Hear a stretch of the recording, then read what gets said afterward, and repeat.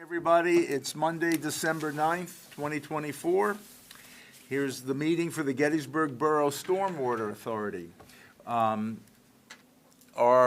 member, Mr. Strauss, is on the way. He called me, so we should have a full complement of members. I have no particular opening remarks, although we have a lot of things, a lot of irons in the fire, as they say, and we will be getting to those items as the meeting progresses. As we usually do, we have a consent agenda that includes approval of the agenda, the minutes, and bills and payrolls as presented. So are there any questions on those three items? Anything that we received that you might have a question about? Okay, not seeing anybody's questions or hearing them. Any other comments about those three items? Not hearing any, I will take a motion. Make a motion to approve those three items. Thank you. I'll second it. Thank you, Kurt and John. All in favor, please indicate by saying aye. Aye. Aye. Any opposition, same sign. Not hearing any, they pass unanimously. Thank you. Public comment? Not seeing any public, no comment. Okay, we'll move on. We have no special presentation. Now it's time for financial updates. Year-to-date through November 30th, the authority is running a modest deficit of $56,000.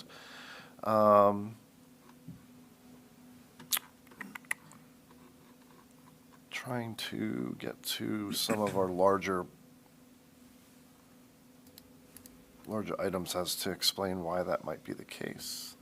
Bank service fees were a little higher this year than expected, and we had a couple large expenditures for our stormwater maintenance issues.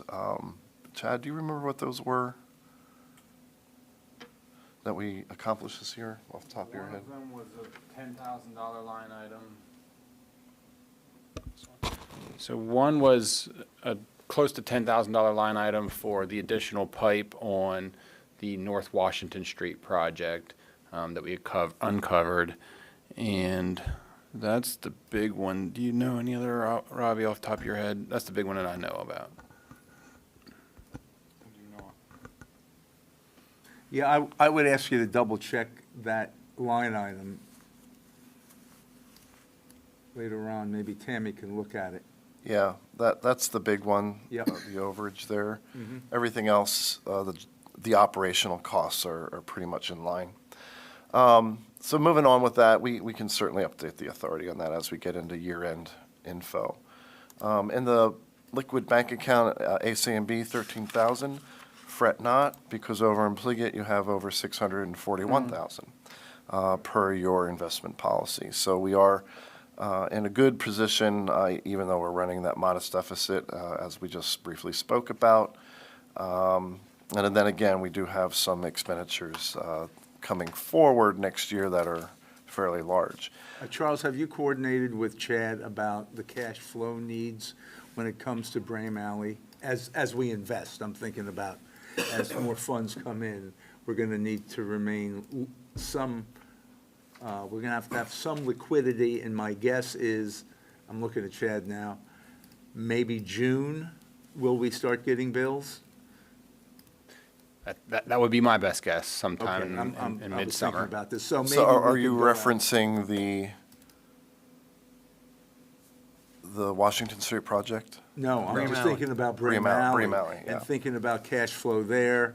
Because and- that actually, hold on a second, that actually might have, Because Sorry. I think in that line item is Washington Street, Charles. it is, that's the 418,000. Yep. That just triggered my brain. Yes, that 330,000 has been transferred from stormwater into the borough's coffers for payment on those. So that explains the Why? year-to-date deficit. Thank you for that reminder. Okay.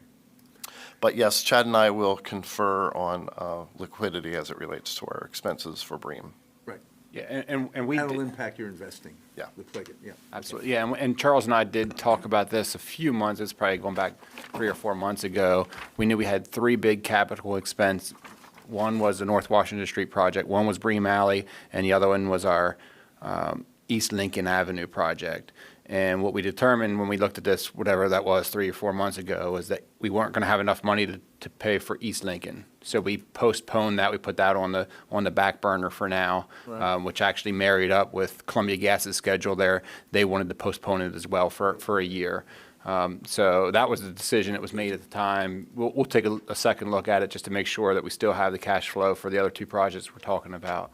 But that's just to give you a recap of what we talked about a couple months ago. Okay. Thank you. And just so you know, you can see here in the last month, we had Pliget term. That has matured and is now sitting in Pliget Prime. Pliget Prime is liquid. We Right. can draw on those funds at any Right. point. Right. What I'm thinking of is if we can get a higher rate by going out 6 months. Honestly, I have it sitting in Prime right now because that's actually higher than term. Good, thank you, thank you. Good, Not by much, by like Yeah. 0.1%, but okay. yeah. good. It all helps. Yep. Yep. Okay, any questions? Not hearing any. Deb, anything on payments and? We actually had a few in, and as of today, we have 241 parcels that have not paid in the amount of $47,500. Okay, that sounds like a lot. Well, once we usually send out the 30-day lien notice, Oh, we get okay. the majority of those payments, and we've been averaging about 40 that we place liens on, so I'm expecting quite a few payments once we send out that 30-day lien notice, which will be in January 2025. Okay. Okay, you know what would be helpful?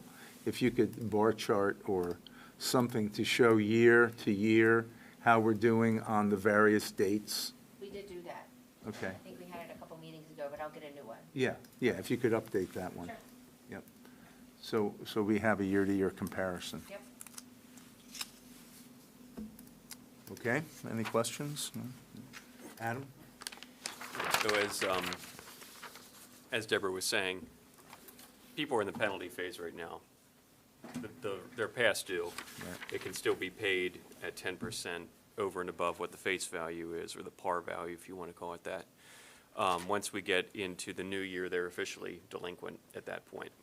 And then typically a few days into January is when we send out this 30-day letter via first class and certified mail that says, you know, property owner, you are delinquent for this account, you need to pay it, or that's their notice, essentially, that we intend to proceed with liens should we need to. To Deborah's point, generally about half the people who get that letter pay. Okay,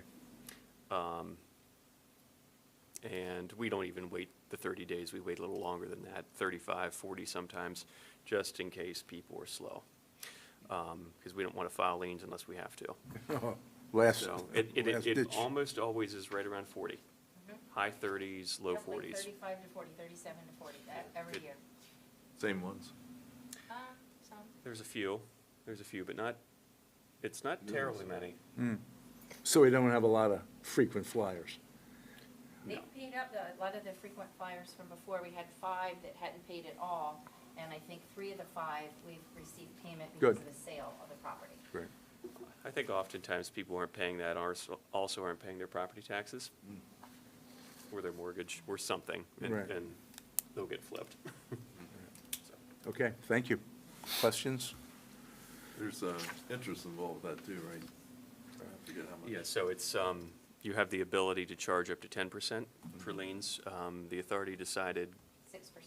yeah, I don't know if that was a year or 2 years ago, but we opted for 6. 6, right, I think it was last year. So should you wish to modify that at some point, you could up to 10%, but 6% is what you opted for, which is the same that judgments collect interest at. It's also Thank you. probably about going rate right now for loans in general. Mm-hmm. So, Okay. Thank you, thank you. Updates, old business, Chad.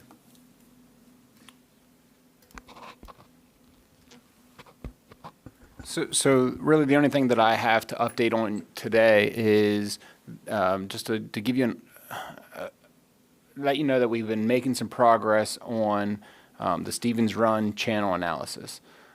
We have talked about ownership. We've talked to you earlier this year. We talked about progressing the borough taking ownership of those walls. And then we went to the borough council and kind of got a straw vote that we should progress that effort. We stalled on the specifics of which walls we're talking about. So C.S. Davidson has since taken a look at that with a little bit of a sharper knife to see exactly what project or what walls we're talking about. And we've broken it into 4 buckets. I was going to present tonight, but after talking to the solicitor about it a little bit, we decided that we need to have a little bit more homework done and a little bit better direction from the borough council before we start talking about specific property owners, so that they're not hearing about this on TV, Right. and instead they were hearing it directly from us. So there's still some more homework to be done with it, but we do have it broken into those 4 buckets. The walls that the borough owns, the walls that we don't think we should own, the walls that we do think we should own, but we don't yet. And then there's a bucket where there's some miscellaneous, and there's about 7 of those that are kind of the most concerning for me, that I don't want to make the decision on my own whether or not I feel like the borough should own those or not. So there are going to have to be some more homework done with some deed research and those kind of things. The effort for completing that task and that additional effort is not cheap. The next step for really refining this is starting to pull those deeds, do deed research, meet with property owners specifically. So you start getting some costs with that, and we wanted just to make sure that that the Stormwater Authority and/or the Borough Council understands, if they're continuing to ask us to head down that path, that there's going to be some additional costs associated with doing that or completing that effort. So, Yeah. what are your thoughts? You're right.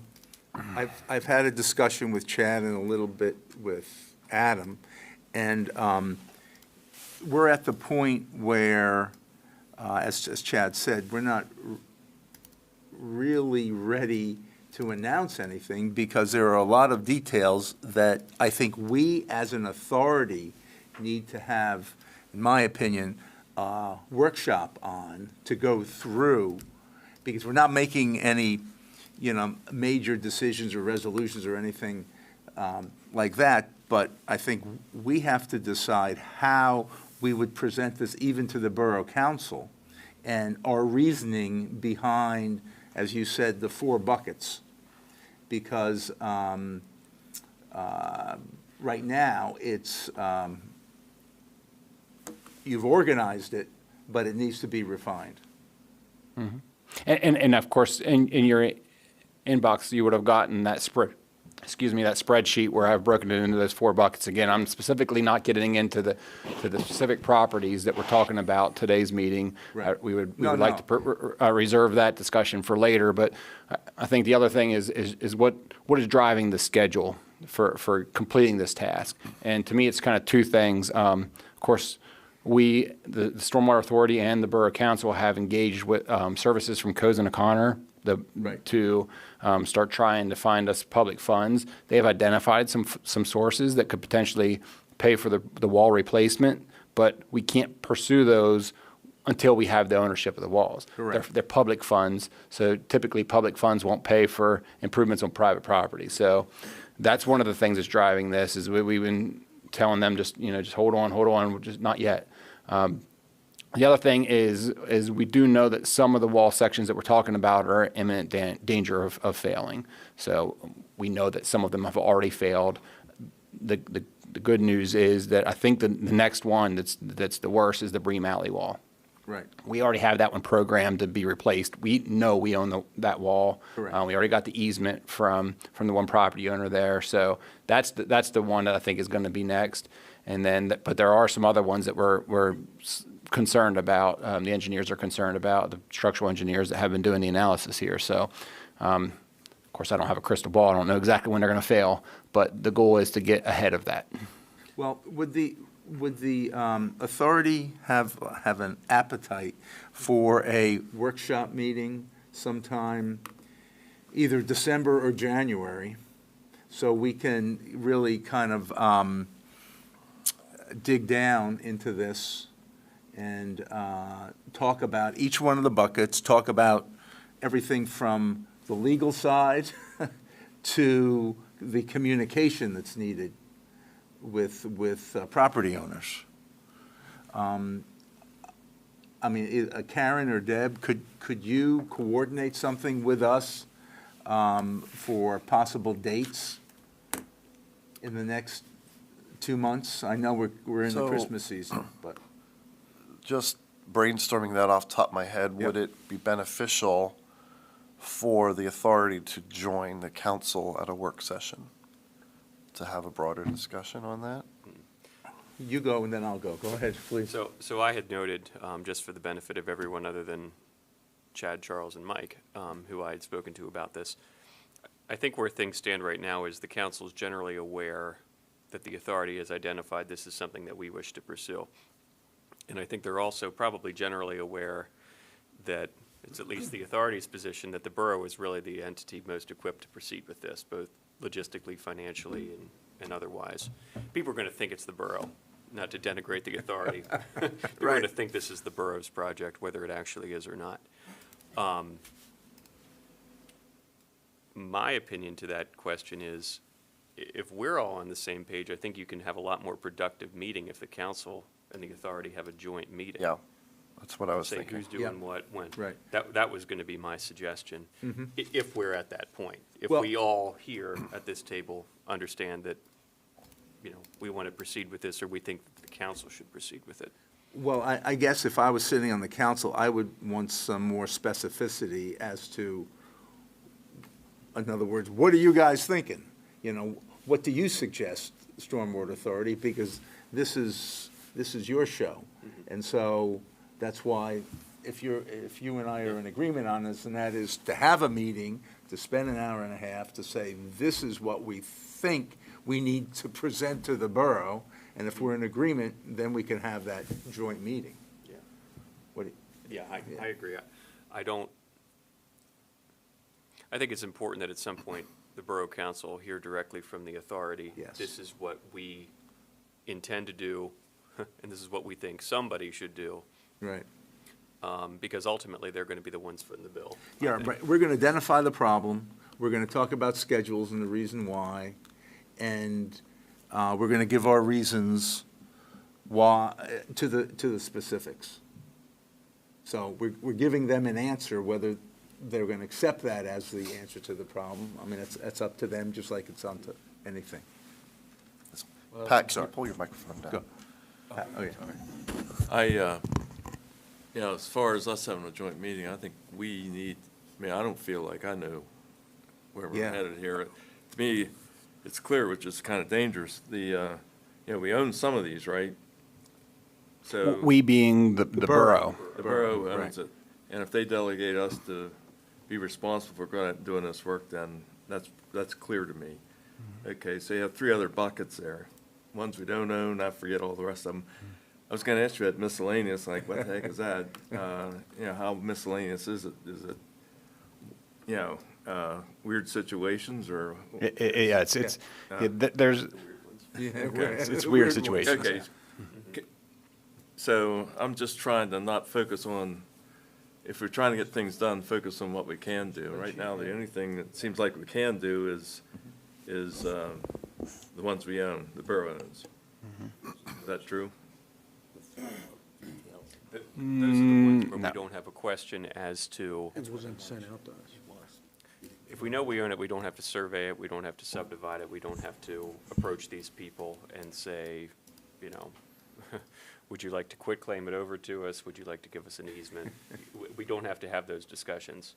It doesn't make it any easier from a construction or permitting end of things, but there's not the logistical legal issues associated with that. I'll put it that way. Yeah, and those are the that- ones that I think Chad inferred that are gonna be costly to settle, right? You have to go out and survey it, talk to the landowners, do the legal part of Right, it, get the right. easements, Right. all the above, so. Yeah, if we're really trying to get something done, it seems like we ought to focus on what we can do.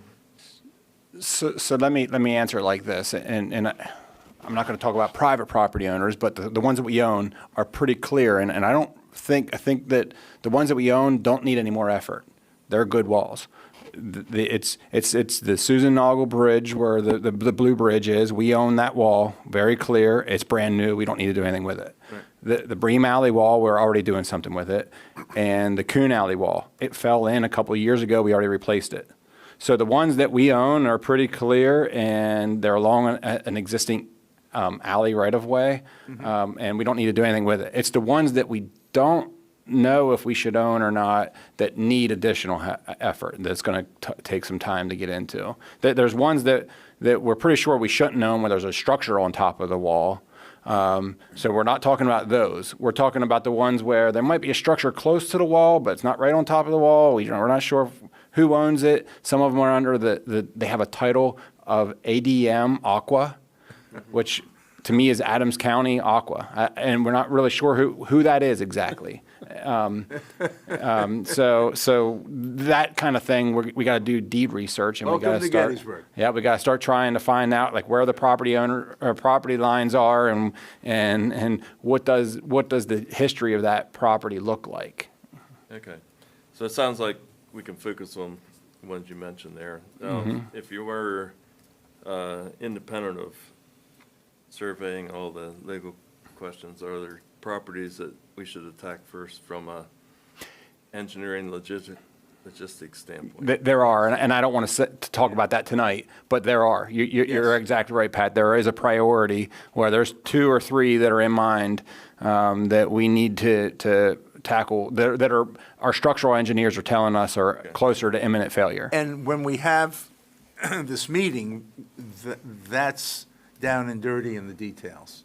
That's what we'll be talking about, as well as a host of other things. But you're absolutely right.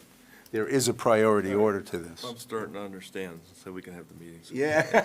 Yeah, and I think another important part, you heard Adams say about the funding. Will the borough be funding this? So one of the things we're hoping is for some grant sources to pay for this. So that would mean the borough would only have to pay the match of whatever that grant source would be. But that is one of the questions. I think it's pretty clear that any type of ownership or easement or right-of-way, whatever that is, would be the borough's right-of-way. It wouldn't be the stormwater authority's right-of-way. Right. But what's not necessarily clear to me is who exactly is footing the bill. So far, the stormwater authority has footed the bill for the channel wall analysis. But in terms of doing the actual construction, whenever it comes time to replacing these walls, that's not super clear to me. I would guess that it would be the borough that would be the grant applicant and not the stormwater authority. Because they would be the owners of the walls. Exactly. And and any type of a loan or anything. Right, Yeah. we own nothing. Exactly. And we're happy about that. That's right. Yeah. Very. Okay, thank you. Sure. Thank you. Any questions? I have one more question on old business, and that is the North Washington Street project. Can you give a quick update, just very quick? Sure. Yeah. So the boring component of the project was delayed due to some delays from CSX. So right now, knock on wood, we're hoping to complete the boring the first 2 weeks of January. All of the storm drains north of the railroad tracks, the storm drains and the water line, not that you guys care about the water line, north of the water tracks or railroad tracks are done.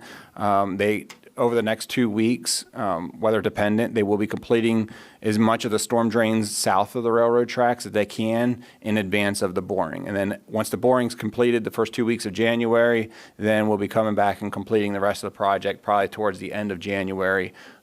That's the stormwater authority's component of this project. Of course, there's still other curb and sidewalk replacement that the borough is going to be doing through the spring, all the paving and everything associated with that, but stuff that you guys are helping to fund is we're hoping to have it done pretty much near the end of January. It'll probably go into February a little bit. Okay.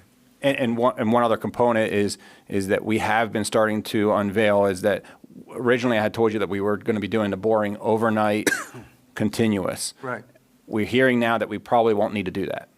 So. Oh, really? That hasn't been 100% confirmed, and we won't know that until the actual day of the boring, whenever they do the boring pits and confirm that it's in rock. But as long as it's in rock, which is what we think we're going to have at this point, because we've done some analysis, they're going to allow us to shut it down and shut it down overnight, and then start the boring again the next day. Okay. So that will keep some of the noise disturbance overnight done. But aside from that, it's the same project. Okay, thank you. Any questions on any of the work being done? Thank you. New business, Charles, the resolution, budget. So, at our last meeting, you looked at a draft 2025 budget. The highlight there is,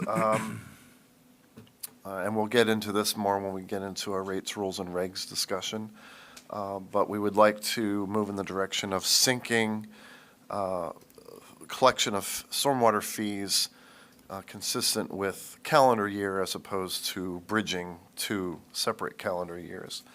So essentially that the billing cycle would coincide with the borough's fiscal budget. Correct. January to December. So what's represented here is a half year's worth of stormwater fees. That is why your revenue projections are at 247,000 while your expenses are at 544,000. The vision there is issue stormwater fees at about 50% of your current rate of $100 per ERU, collected in the second half of 2025, July, and then the final bill would be, if you haven't paid at the discount, you would, if we're doing, I think we might be talking about doing away with the discount. Right, we are. If you have not paid within the first month or so, your final payment would be due December 31st. And then in January of 2026, a new round of bills at whatever the rate is at that point Right. would be issued, and then we reclaim the full year's revenue in 2026. And as we've discussed, we're going to have to really do a good job of communicating this change Right. in the second half of the year, so people understand what they're getting. Yep, and we have tools to do that. Yep. Obviously, the borough newsletter would be something that will land at every doorstep in the borough. Of course, our partners at Community Media as well, and I'm sure the newspaper will cover something as well. So before we get into the motion, or maybe we should make a motion and then talk about the details, if that's what your wishes are. Why don't we do the questions first, and then we'll do the motion?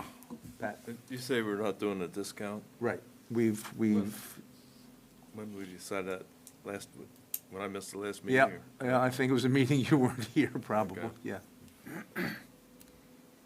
We're streamlining things, making it, I think, a little easier, user-friendly, and administratively smoother as well. Any other questions? I will read the motion.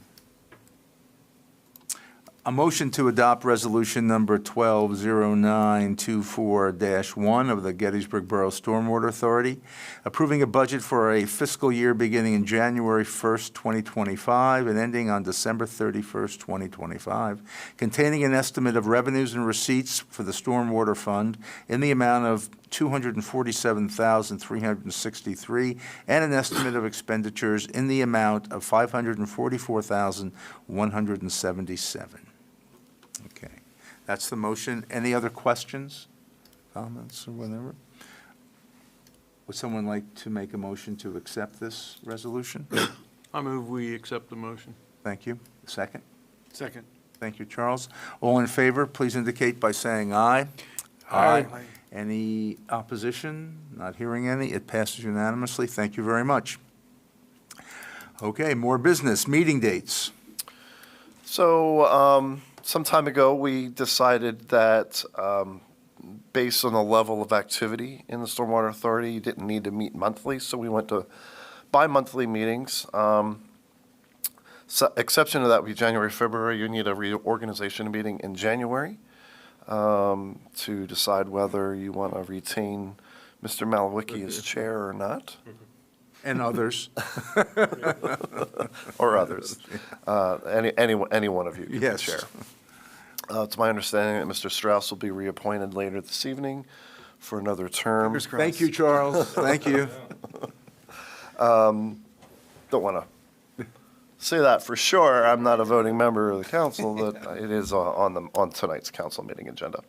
The only caveat I would say to this proposed schedule for meetings is the Borough Council will adopt a similar motion tonight for setting their business meetings, and there had been some preliminary discussions about moving either the date and/or time of their meetings from 7 to maybe earlier in the evening.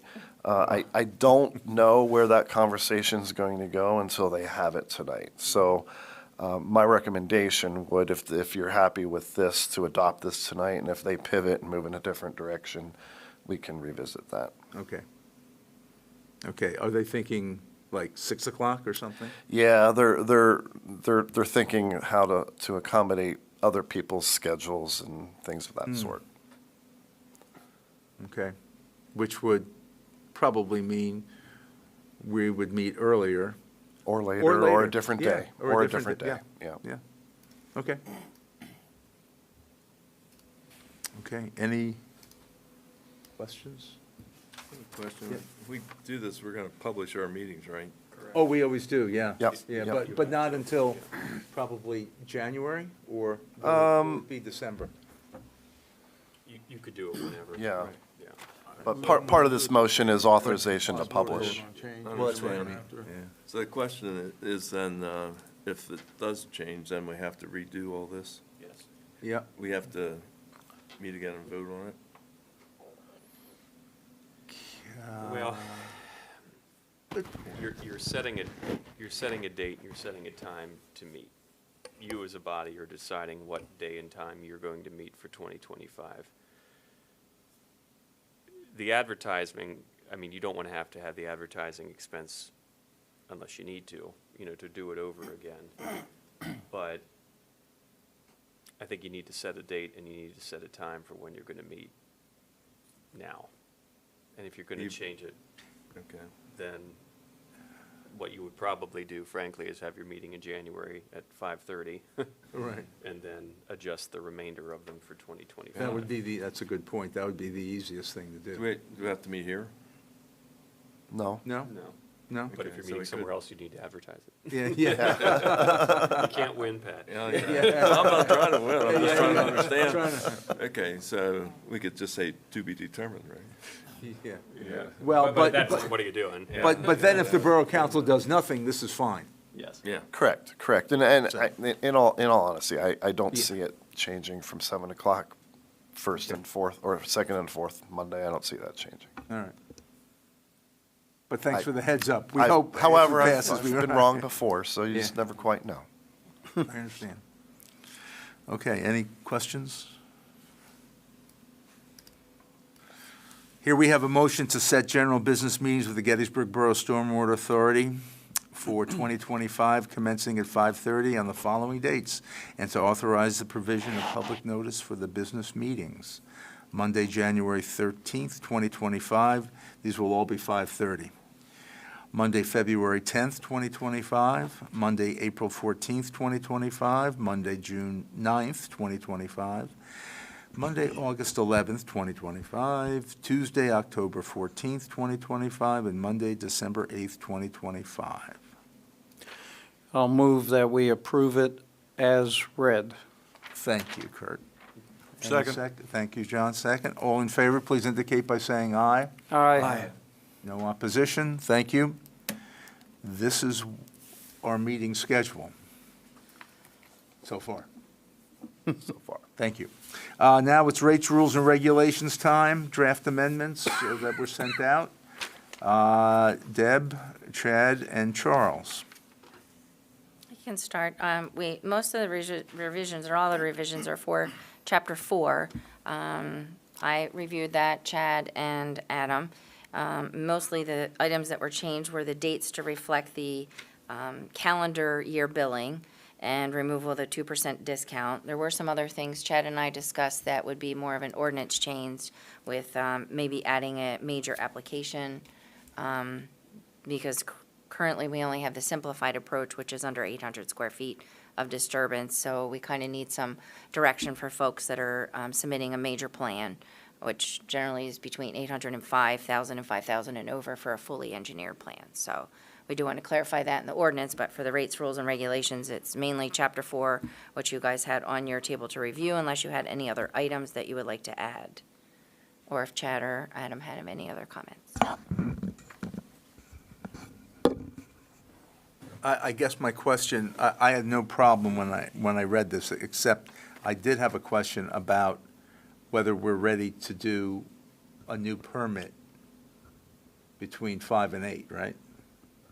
Is it 5 and 8? So the question, I believe the question isn't changing the categories. The question is about having an administrative application document. And this has kind of been I'll call it a bit of a pet peeve of mine in all the municipalities I've worked for in 20 years, that we have this really nice procedure for applications with simplified approach for the small projects, but then whenever you get into the bigger projects and they're required to be submitted by an engineer, there's not really an application or a permit per se. It's just a full report submitted by an engineer, and it's not that specific, like, this is the property owner's contact information, and here's your signed permit that you stick on your window. So it's just really a matter of creating an administrative document that supports what we already have ordained. It doesn't really, and tracks it. Yeah, it doesn't really take a change to your ordinance per se. Now we can revisit that and change the categories and add a simplified approach category. Then that would definitely take an ordinance change. But what we're talking about tonight is just clarifying the process with an administrative document. And that's on the table for this evening, too?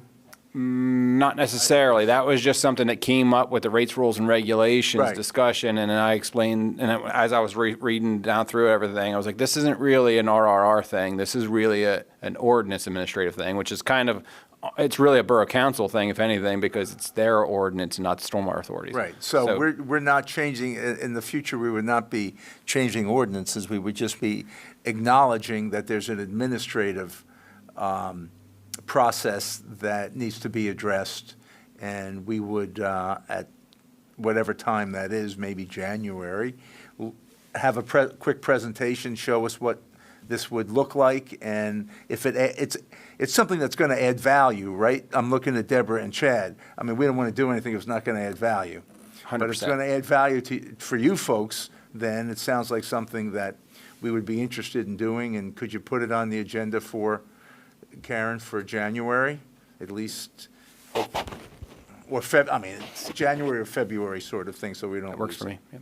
Yeah. Now that's for that topic. There was one other thing that would potentially be an ordinance change that I've also noted in our rates, rules, and regulations. At the end of the document, we included an illicit discharge ordinance that's kind of been adopted with our RRR. I questioned whether that should be there, or if it makes more sense to be with the borough's codification. Pointed out a couple of ideas of where that would be in the numbering system for the borough's codification. But there is, DEP requires that the borough has an illicit discharge ordinance. Right now, so far, we've complied with that by just adding it to our rates, rules, and regulations to the Stormwater Authority, but I'm not really sure if that's the right spot for it.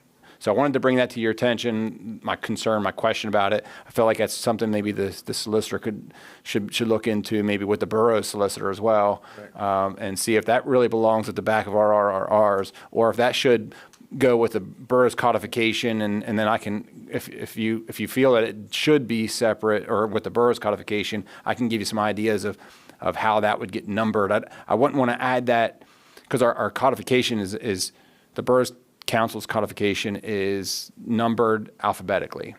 So if you would add this in there, it changes all the numbers and it makes things real complicated, and I don't want to do that. So we can either add it like as a part of a chapter of the nuisance ordinance or as a separate chapter of the stormwater ordinance. There's some ways of doing that by making it like a number 3B instead of a number 3 and shifting everything else down, you know. So that would be potentially an ordinance change then if we do make that change as well. Adam, do you have any comment? I think we need to talk about that. I do. Some of that's definitely the borough, more than RRR stuff. I agree. So, any other comments from the board on that? I mean, it sounds like it's something that the ball's in your court, Adam, Okay. to talk to Harry Eastman to say, okay, you know, so if you could do that and report back to us at the next meeting? When you say next meeting, is that January or the February? Because January is the reorganization only? Well, it also could be a meeting. I mean, so Okay. I'm saying January, and We both of the typically have a items I regular just meeting. mentioned, I just mentioned could certainly go to February. There's no urgency to them. But they're more house cleaning items than anything else. Any other comments on the changes that are being proposed? Okay. I would entertain a motion. Oh, go ahead. And just to be clear, that these proposed revisions modify the payment schedule in accordance with the budget that you just passed. Right. So for 2025, I have to think about this. For 2025, the bill's going to go out in July like it always does, but it'll be half its face value. It'll be due at the regular time period, Right. but no discount, no 2% discount. In January 2026, then you're going to have the full year. Right. And So, it'll be due in July. Right. It'll be a little bit funny in January of '26, because the same time that people are getting, however many haven't paid, the same time that people are getting letters saying you haven't paid, they'll probably be receiving a bill. So we're gonna have to message that carefully to eliminate confusion. There will still be some confusion, but we want to try to right. minimize it. The letter that goes out with the half-year bill has got to be a really good, clear letter about the change, and anything that we can do to communicate that ahead of time will be to our benefit. But there's going to be, you're absolutely right to use the word confused and confusion. That possibility will be there.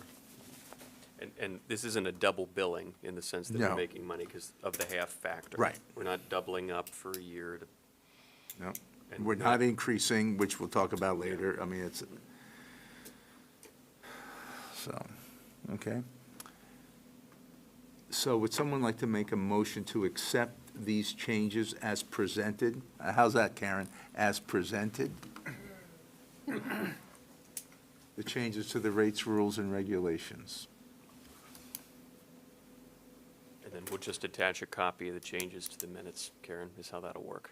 Okay, can you send me specifically what those changes are? I have them. They have Sent it. out. We You have should them. received it with the agenda. Deborah will give you those. Yep, I'll send them again. yep. Yep. So moved. Okay, a second to that for the changes in the rates, rules, and regulations? Second. Thank you. All in favor, please indicate by saying aye. Aye. Any opposition? Not hearing any. It passes unanimously. Thank you very much. I think I was the one who put the rate increase discussion on the, I think at some point, and this is way early in this discussion, is to say, early in terms of years, we're not changing rates next year. We can't change rates in '26 only because of the confusion, I think, that will occur. But at some point, we'll almost be in here, like 8 years maybe with the same rate. Yes. And, I look at Robbie and I know he sees, and Charles does too, the increase in just materials, and of course Chad as well as an engineer, is during that period of time, it'll be 8 years, and probably by that time, it'll be a 30% increase in materials from when we first did this. So this is just a warning shot to say, come 26, we ought to have some serious discussions about what we're going to do in 27 about rate. That's all. Because the more I look at it, the more I thought 25 and 26, it's going to be confusing enough. And if we start increasing the rates, it's just going to make things worse. I leave it open to the group to. I don't think it's going to be that confusing. It's not that complex a concept. And if it's been 8 years since we've raised rates and we need revenue, Well, it'll be 6. I think we're probably, well, six Six. this year. 2019 was our year of incorporation, yeah. okay. And we started in July because that was when we got started. Right. Yeah, we didn't want to wait the whole time until January. So we got started on this kind of stutter step billing process. Right. Seems most businesses, or many businesses, take a strategy to increase smaller amounts on a regular basis than wait a long time and have to implement a large rate increase. So I think we should be looking along that concept. I have Go ahead. a comment. It seems to me like, I understand costs are going up, but our workload isn't, like, a lot of enterprises have a steady workload. Our workload could be, hey, we got a big project this year, we got a little one next year. Seems to me like we ought to have some type of 5-year budget and base the rate on what it takes to raise the revenue to support that budget. Sure, that's a reasonable approach. It seems like there's no shortage of projects from what I'm learning, though. So just to weigh in on that, because we have done that every year. We've been updating it, and we're at this point at a 10-year capital improvement plan that doesn't include any of the walls. So it's going to take 10 years just to get through the projects that we have on the table, pipe replacement projects and our normal environmental regulation type things, not including the $6 to $10 million worth of channel walls. Right, So and- that's kind of the 800-pound gorilla, and we won't really know that until we actually apply for a grant and see if we can get the grant money or not. Well, it just underscores the fact is, we have a 10-year capital plan, but we don't have a 10-year revenue plan. We don't have the accompanying revenue plan. Right, and to Yeah. Yeah. To be clear, Mike, the 10-year capital plan was built off of the revenue available. Right, a certain amount of the revenue goes into administrative costs. Right. What's left for that goes into the projects. We've basically put together all the things that we need to do and then stretched that out as long as we had to be able to get the math to work. So it ended up being about 10 years. Well, taking Kurt's approach, I mean, I think that's reasonable, and, I'm not saying that 26 is off the table. I'm just saying, I was trying to look at little bites of the apple myself, and so maybe we should try to do that. We should try to marry up the expense side of the 10-year capital plan with some forecast of revenues. And that would be Charles, right? I'm looking at Charles. Just And as a it- separate y- spreadsheet, yeah, as well- an exercise. Yeah, I mean, if we get into a situation where we're looking for anywhere between a $6 and $11 million grant, there's going to be a very sizable local share to that. And that in itself will be in the millions. Right. Mostly it'd probably be like a 20/80.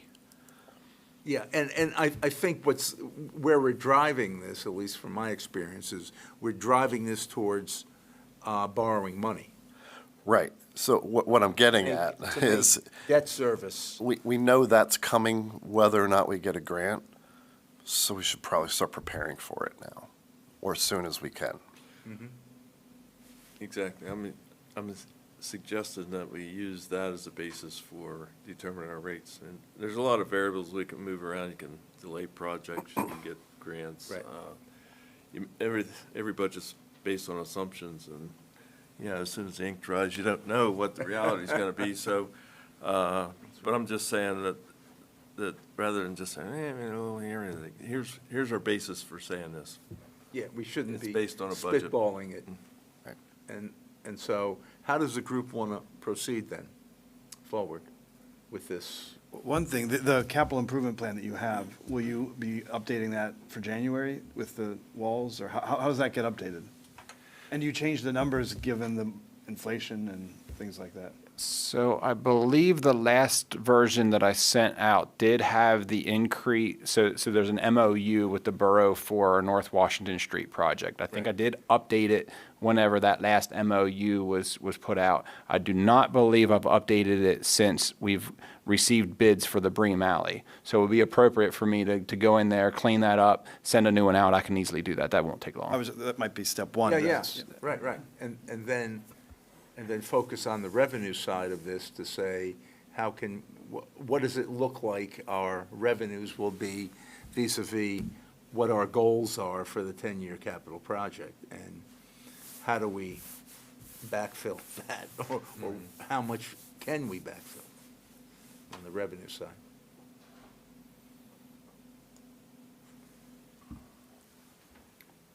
So the question is, who's going to do it? Well, that'll be me Yeah. and working with Chad, too. Okay. Well, is that something that maybe we could look at for, I'm picking on January, February? Put it on the agenda, get through the holiday season, and we would have plenty of time, and then we can have these discussions here about what the future looks like for revenue. How about that? That's good. I have another question. The newsletter features the Stormwater Authority, doesn't it? Yeah, we always have Okay, yeah. articles. I was in just there, yeah. thinking, the messaging, to, remind the community what we are doing with their funds, especially as we lead up to potentially increase them. Yes. But you do that. You write those columns Well, already. sometimes I do. Yeah, But- it's a But this year, combination of people, I yeah. definitely will wade in on the projects that we are involved in, for sure, and hopefully the progress. When does that go out again, Charles? April or May. Okay. All right. Well, we should be finished with one project. John? But that Actually, it might be March, but Okay. spring. That goes to all the addresses in the borough. Whether you want it or not. But my point being, that's only going to catch 60% of the property owners. Yeah, it's address-driven, not parcel-driven. Right. So we're going to have to do some better, that's a great information source. Yeah. Great tool. But to all these properties that are just renters, they read it, say, not my problem. And the property owners that don't live in or around Gettysburg, and there's a fair amount of those, they have no idea till they get that bill, and then they scream and holler, even though they have nothing to scream and holler about, because part of the problem I've seen over the years in Gettysburg is they want city rates from their renters, but they don't want to put any money back at the property. So as soon as you go to raise their taxes, they go off, so to speak. Right. Charles, we could pull the regulated rental unit addresses for all outside residents and send a mailer to them as well. Yeah, I think we do both. Yeah. Just pointing that out. Yeah, and it's Good point. It's going to be a good communication challenge for us. Yeah. To get that word out to everybody. Okay, thank you. So we'll look for that in the near future. Any other questions, comments, anything that we talked about this evening before I ask for public comment? Hi, Judy. Do you have any comments? No comments from Judy, who's the only public that are here right now. Thank you. I will take a motion to adjourn this meeting. So moved. Second. All in favor, please indicate by saying aye. Aye. Aye. Happy holidays, everyone. Thank you very much. Okay.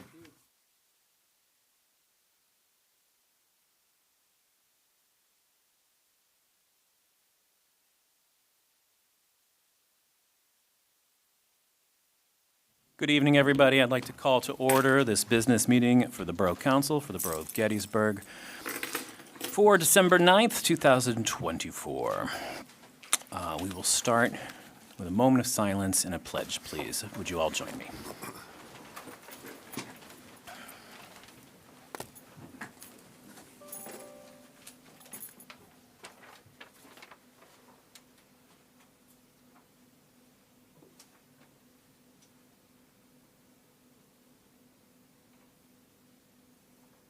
Pledge, please.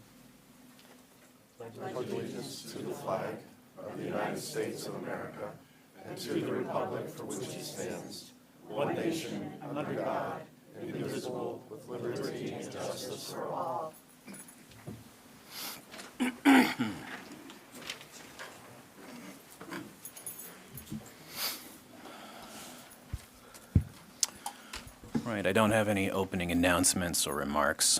I will say, it is nice to see this room full.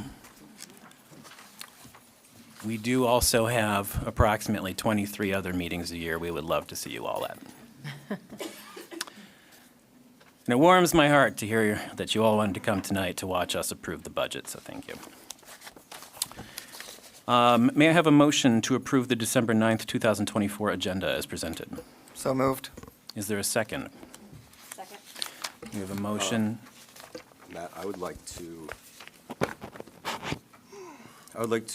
regarding the approval for the COA 240078, I would like to table that motion until we have had time to discuss it at a workshop meeting and give the public more time for comment. Is there a second on a motion to table that COA discussion?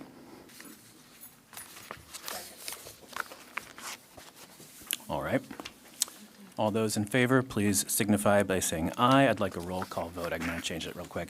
Sarah, can we have a roll call vote, please? Okay, Mr. Bales? Aye. Mr. Berger? Nay. Mrs. Butterfield? Aye. Mr. Carr? Nay. Ms. Lawson? Nay. Ms. Sanders? Nay. Mr. Moon? Nay. All right. We have a motion and a second to approve the agenda as presented. Is there any other further discussion? All those in favor, please say aye. Aye. Any opposed? Nay. Thank you. The motion carries. May I have a motion to approve the minutes of the Borough Council meeting of November 12th, 2024, and the Borough Council work session of November 25th, 2024 as presented? So moved. Second. We have a motion and a second. Are there any corrections, omissions, or additions? Hearing none, all those in favor, please say aye. Aye. Any opposed? The motion carries. That takes us to our first public comment section for the evening. Something tells me we're going to have a robust discussion here. I want to lay out the following guidelines for tonight. This first section is reserved to items appearing on tonight's agenda. If you'd like to speak about something that's not on tonight's agenda, that will have to wait for the second section.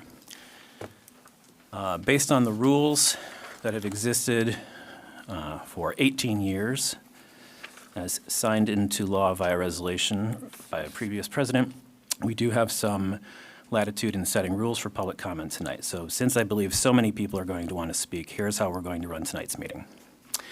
Public comment will be limited to 4 minutes instead of 5 because we want to give the most people the opportunity to speak. After 30 minutes, we will be cutting off public comment and moving on to the rest of our agenda for the evening. This first section is going to be restricted to people who reside in the borough or are taxpayers in the borough. Those of you who do not reside here, we welcome your comment at most of our meetings, but as I believe most of this comment is going to be about the HARB motion in front of us, this is an issue that is most resonant with the people who live and own properties here. We're going to ask you to speak from the podium so that you can use the microphone, not only so that everybody here can hear, but also so that the people who are watching this at home can hear. We need you to state your name and address of residence. If you do not reside in the borough, but you are speaking as a taxpayer who owns property in the borough, please list that address. We will take public comment.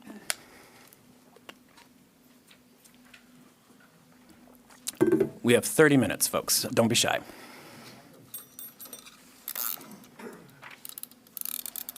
Good evening, everybody. I'm Chuck Stangor, 275 Ridge Avenue in Gettysburg. I'm also the publisher of Gettysburg Connection. I want to thank you all for your hard work. I know being on this council is a huge commitment, and I think all of us, certainly me, thank you for the time that you put in. I hope you agree that it's important that your constituents feel that you're making decisions. I recently watched the Planning Commission's work on the rezoning ordinance. They've held many public meetings, and they've heard from a lot of people. So many, in fact, that they needed to move their meetings to the rec park.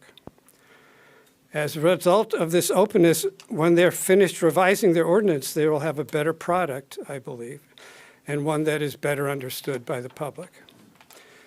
Will it please everybody? Of course not. But would everyone feel they were heard or could have been heard? Yes, kudos to them, and particularly to Charles, who's here. Recently, you held 3 budget workshop sessions, and there was no public comment. I believe that's correct. Like the new zoning ordinance, the budget is very complicated. But unlike the draft zoning ordinance, which was publicly shared and modified online, the public had no access to the draft budget documents you were looking at as you discussed the issues. I know they were up on the board, on the PowerPoint, but it's very difficult to make informed comments at your workshops without being able to see the figures you're working on. If there's a legal reason you can't share your drafts as you work through your budget, then it would be important to let us know. If not, I encourage you to find ways to do it. I know it may involve some extra work on your part, but I think it's important. According to my calculations, your last budget workshop was 35 days ago, but you only shared the draft budget publicly 14 days ago. There was a Thanksgiving holiday and 2 weekends since then.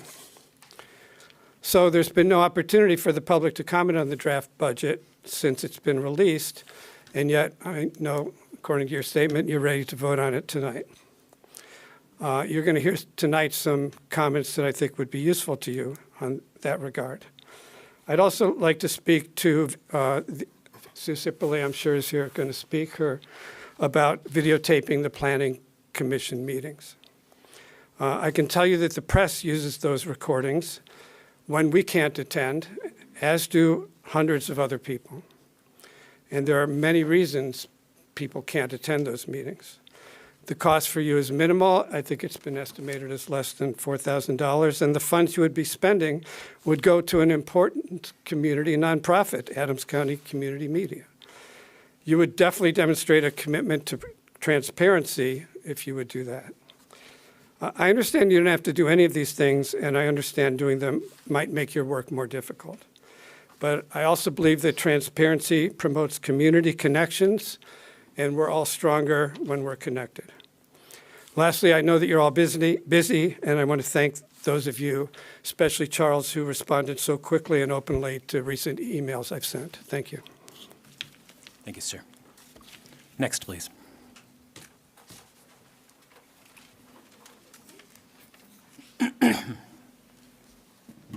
My name is Peggy Rock, and I live on East Broadway in Gettysburg. I'm going to have to shorten my comments. I had them all timed right down to the second, so I've cut a few things out. In 2018, Borough Council voted 4-3 to allow extended height up to 72 feet, plus 12 feet for mechanicals on the lot now proposed to be developed as a station project. The fact that Council zoned this lot for extended height does not restrict, limit, or impact HARB's review authority in any way. and there is nothing in any of the rules or law of this borough or this state that says otherwise. To confirm this, I reached out to Frank Grumbine in the State Historic Preservation Office, and this is what he said, quote, "Harb has every right to deny a certificate of appropriateness with defensible evidence, regardless of zoning ordinances." In fact, one of Harb's purposes, as set forth in Section 11-1027 of the Historic District Ordinance, is to ensure that the size, scale, and design of new construction within the historic district is in harmony with the old. There are multiple sections. I'm not going to read them all now that I don't have the time. There's so many different ways that Harb is not restricted to addressing the size of this project. It doesn't matter how it's been zoned. Yet on November 20th, Harb failed to follow any of the very clear design guidelines with regard to the size of the proposed 7-story building.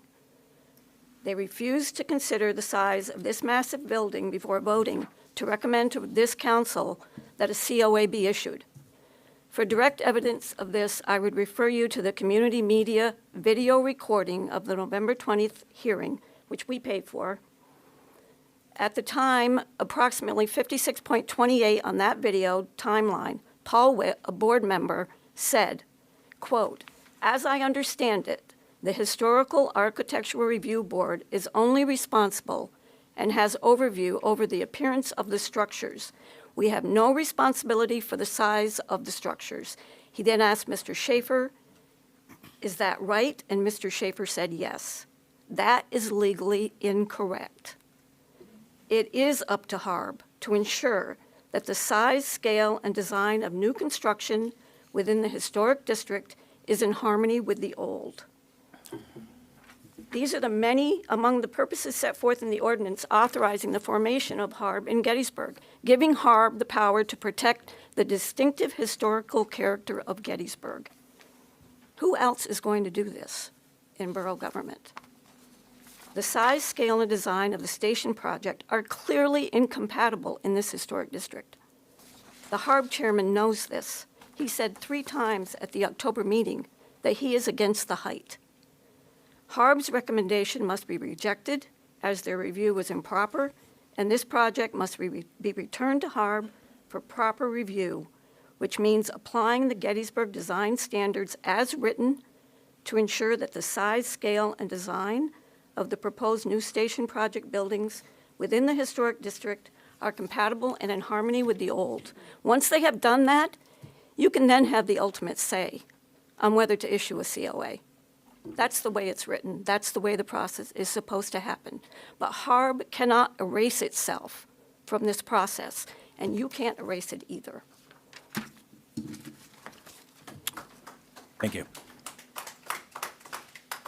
Next, please.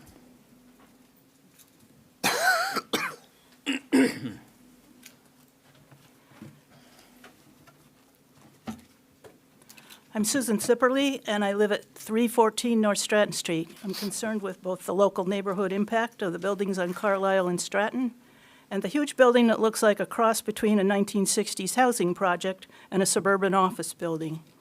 The 2018 ordinance set a base height of 48 feet. In August 2023, the Zoning Hearing Board granted 2 special exceptions, 12 feet for the bike trail and 12 for moving the transit station and restrooms, for a total of 72 feet of building height. The transit station and restrooms were shown and labeled as such on the site plan ruled on by the Zoning Hearing Board. It was an exhibit for the hearing. October 23, 2023 Harb minutes show that the developer stated he would not be building a transit structure with restrooms, just a canopy with basic seating. Beginning with that meeting, there's not been a Harb-reviewed plan showing a transit station with restrooms if it shows the east side of North Stratton at all. That would mean the larger building could only be a height of 60 feet. When I inquired, I was told the transit station would be a separate project. So Harb has been reviewing a plan for a building that is taller than allowed if it doesn't follow the special exception. The actual height numbers have varied, but the railroad building is 7 stories on the north side and 6 on the south side. A zoning board decision is not something that can be modified by the Planning Commission or anyone else. I watched the October 23 HARB meeting video where HARB members were very attuned to the neighborhood character of Stratton Street. They spoke of building styles, materials, roof lines, window types, details that could reflect neighborhood style. The Stratton Street apartment building was described by one member as a brick box. I was impressed. That's how HARB is supposed to work. A year later, the smaller buildings on Carlisle and Stratton still look like a brick box with flat roofs and modern facades. In 2024 HARB meetings, a lot of talk about lighting types and brick color. Chairman Schaefer repeatedly said it's too tall, but felt that HARB could not make a recommendation based on height. He pointed out there are buildings around town that we might not like, but we have become used to them, like the 1863 hotel and others that may predate HARB. Does that mean we should add another visual toothache to our historic landscape? In his summation at the November meeting, the chairman spoke about the college having 700 fewer students and the seminary subdividing its property, and not much about how this project meets HARB guidelines. I have not been able to find a detailed written description of what the developer is required to do. I've tried to be supportive of HARB efforts on this project. At the last meeting, my comments included 2 pages of pictures where I thought they did a great job. There have been 3 times in the 26 years I have lived here when the Gettysburg community spoke out so strongly against a bad idea. The casino, the 2018 ordinance, and today's issue of whether to allow the modernization of one of the nation's most historic places. It seems that a few relatively recently arrived proponents of turning Gettysburg into something different just don't understand. Didn't they know it was a town drenched in history when they decided to move here? Maybe they should try it somewhere else. Thank you. Next, please.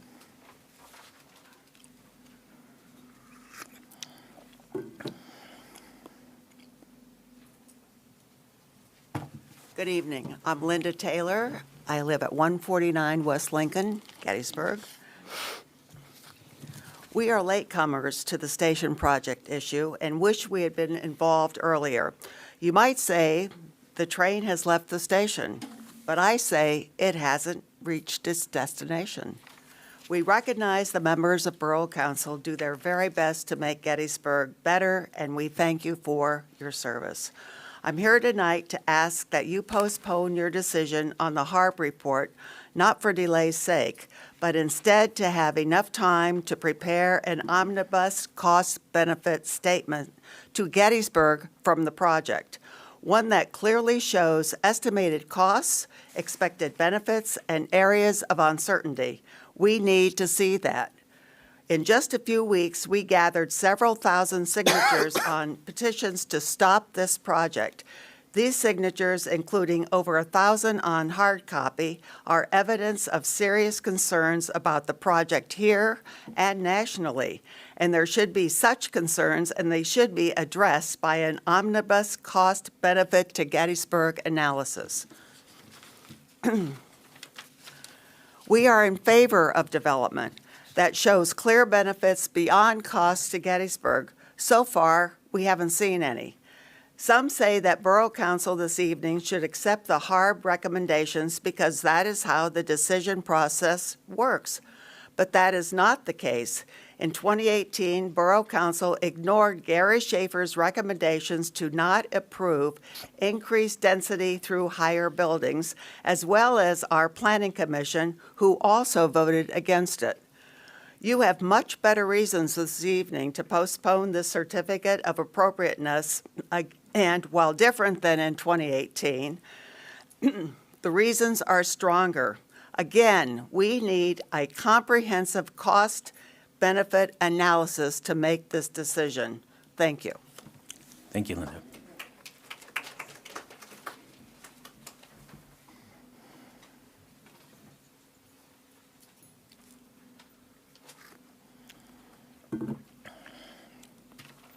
Sharon Monahan, 114 West Broadway. One of the most important and beautiful things about Gettysburg is that it is an authentic community, real neighborhoods, and a true town square. With all of its many flaws, Gettysburg today is an example of much of what is good about small-town America. Gettysburg's history is its foundation. I have listened over the past months to borough officials offer the opinion that Gettysburg needs to remake itself. Tourists may come to the Christmas festival, but they came to Gettysburg first for its history. We are led to believe that the borough has financial challenges that demand that we support the station project. For 161 years, the borough has managed to meet its financial obligations without destroying the core of its identity. We are told that there's a desperate need for housing in the borough, but we do not have concrete data. Why was a study not undertaken? With the proliferation of hundreds of apartments and single-family homes within 2 miles of the square, what happens to the station project if the apartments are not rented? Imagine the increased traffic congestion as the construction takes place and after it's built, the dark shadows all day long cast on Carlisle Street. Imagine the proposed restaurant and retail spaces. Will absentee restaurateurs manage their properties as lovingly and diligently as our local business owners? Will retail spaces end up like the outlets, flipping over every couple of years? Our smaller independent shops closing and the resulting empty storefronts will create dark and less safe streets. How could HARB disregard the concerns of the National Park Service, the Conservation Association, and the Gettysburg Foundation? How could HARB, an entity that has scrutinized the spindles on staircases, the shades of brick on the homes of taxpayers who struggle to make ends meet, wave through a Beltway office building in the middle of town? I'm sorry, Gary. Is this just the first step to begin to transform Gettysburg to leave history behind? And as it is so transformed, Gettysburg will no longer be an authentic community. Business owners and residents who have put down decades of roots here will leave. I've heard the argument that the lot has been empty for so many years. How much longer are we going to wait? But now when we see what is proposed, what is another couple of years to get it right when the risk of getting it wrong is so obvious? Look at State College. There are better options. I do not speak on behalf of any organization, but it is entirely possible that the library could purchase the land and move to this property. There are ample resources to bring such a vision to reality. Further, there is interest in the redevelopment of the current library building, which would become income producing and generate property taxes. It is not too late, and you do have choices. I hope Council makes a decision tonight to preserve the inestimable legacy of Gettysburg, not only for ourselves, but more importantly, for generations to come. Thank you. Thank you. Next.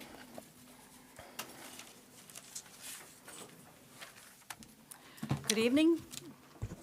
Whoa. All right. Start over. Good evening. My name is Nancy Goodmisted. I live at 307 Baltimore Street with my husband, Dell. We also own the Shriver House Museum at 309 Baltimore Street, where we offer tours of a pre-Civil War home to tell the story of the Battle of Gettysburg through the eyes of the Shriver family to tens of thousands of visitors every year. My husband and I moved here in 1984 to open up the very first bed and breakfast in town. We have been involved in the tourism industry ever since, meeting visitors from all over the world who come to our town to learn about a pivotal moment in American history.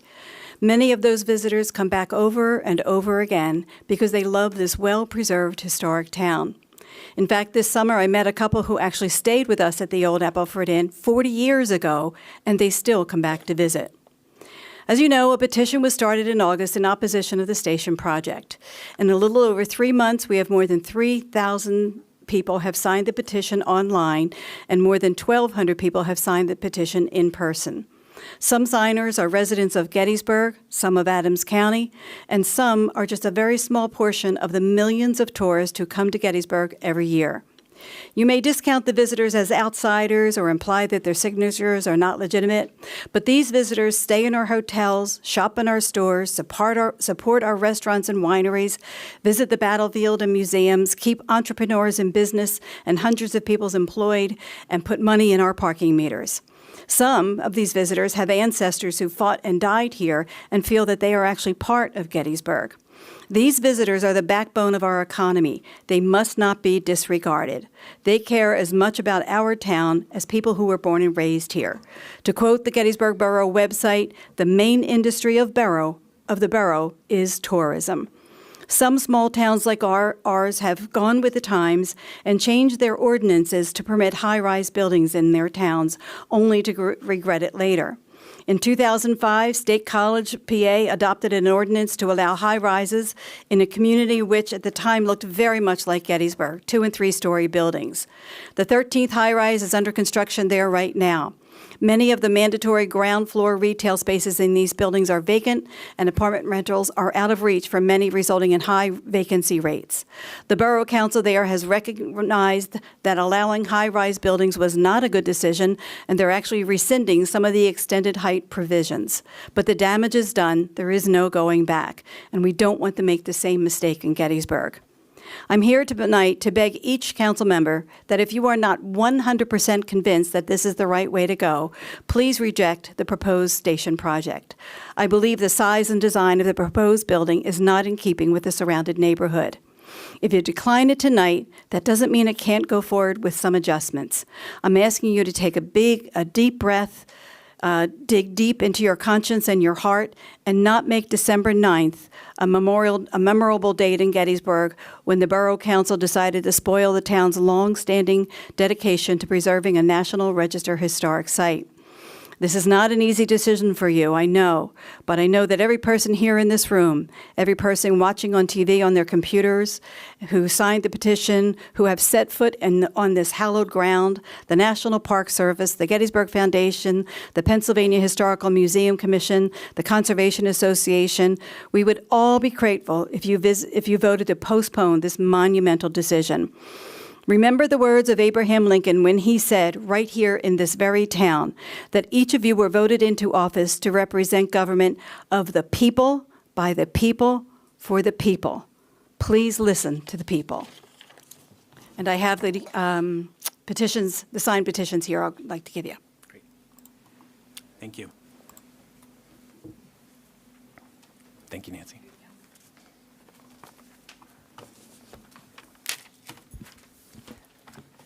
Good evening. Shelley Nouse, 28 Chambersburg Street. First, I would like to thank Mr. Gable for his quick response to my questions regarding the budget.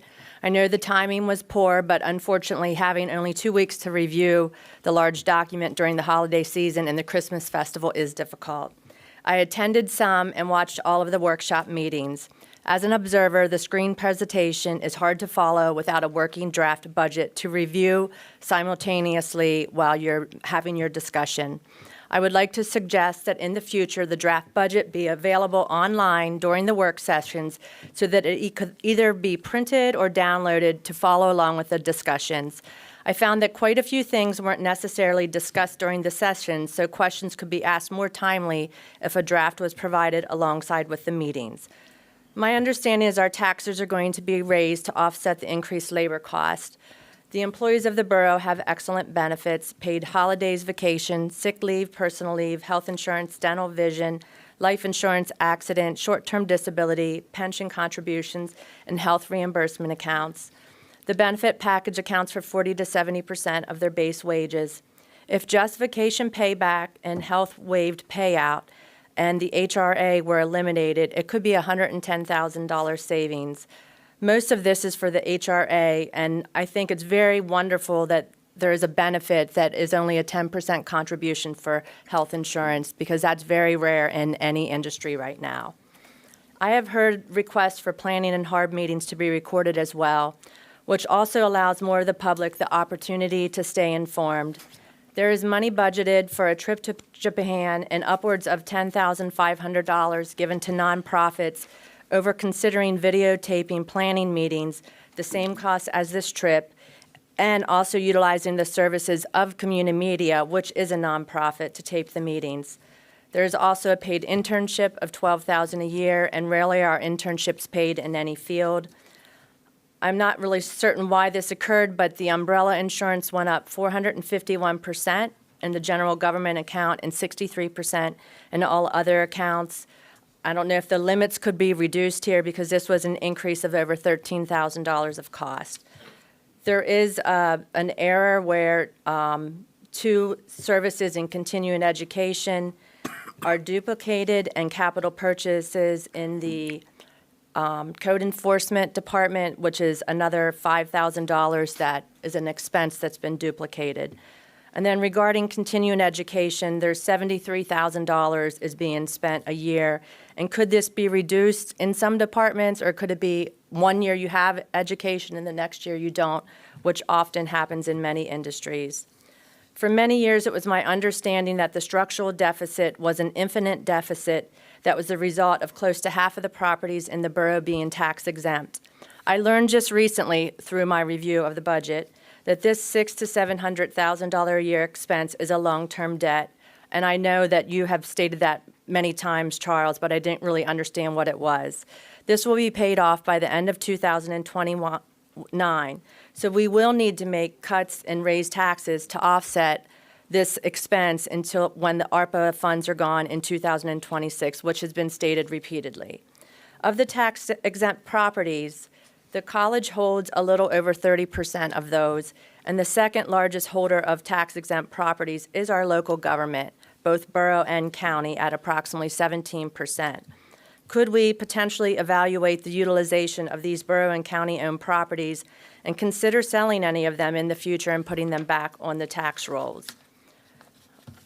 Public Works needs a new dump truck. The cost to repair that would be $14,000. Sorry, I need you to ask you to conclude. Okay. All right, thank you for your consideration and time spent on this budget. Thank you. Next, please.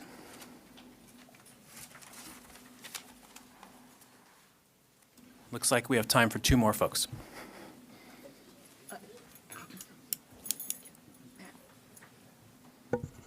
Suzanne Castile. I live in the historic district of Gettysburg. And I'm happy to say this new project is not going to be built that close to where I live. What I'm asking the council to do is not be a rubber stamp for whatever HARB approves without really looking at it and the impact that it could make on the community. What they voted for, in my opinion, was the destruction of history in our town and historical look of the town with a 7-story building and no worry about a new building looking whether it fits into the historic district or not. Many have devoted a lot of time, love, and energy into preserving buildings in this area. For example, the Lincoln train station, the train station where President Lincoln arrived. So many visitors like to go there, treasure the experience.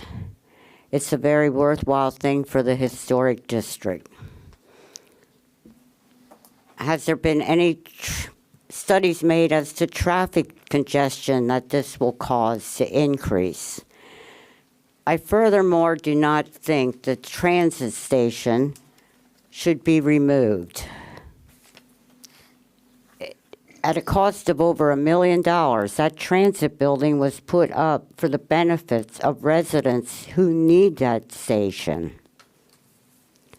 It's also a place where, at least if the drivers, when they're making a stop, they need to use a restroom, there's restrooms available. That was over $1 million worth of taxpayer money. If they're going to get permission to demolish the transit station, then they should have to put exactly the same station. The developer should have to put the exact same station back somewhere else. but to me, that's not much of a trade-off. A restaurant, instead of the transit system that serves the needs of a lot of people in this community. And again, what about economic impact? Tourism is a very big factor in the economy here. According to the Chamber of Commerce figures, tourists spend $736 million, and they generate $76 million in taxes. Are tourists going to want to come and stroll our historic district and be in our historic district if it looks like 7-story buildings in New York City? So I ask the council just not to consider the history, the impact of the tourism on our town, and the negative effects that it could possibly have.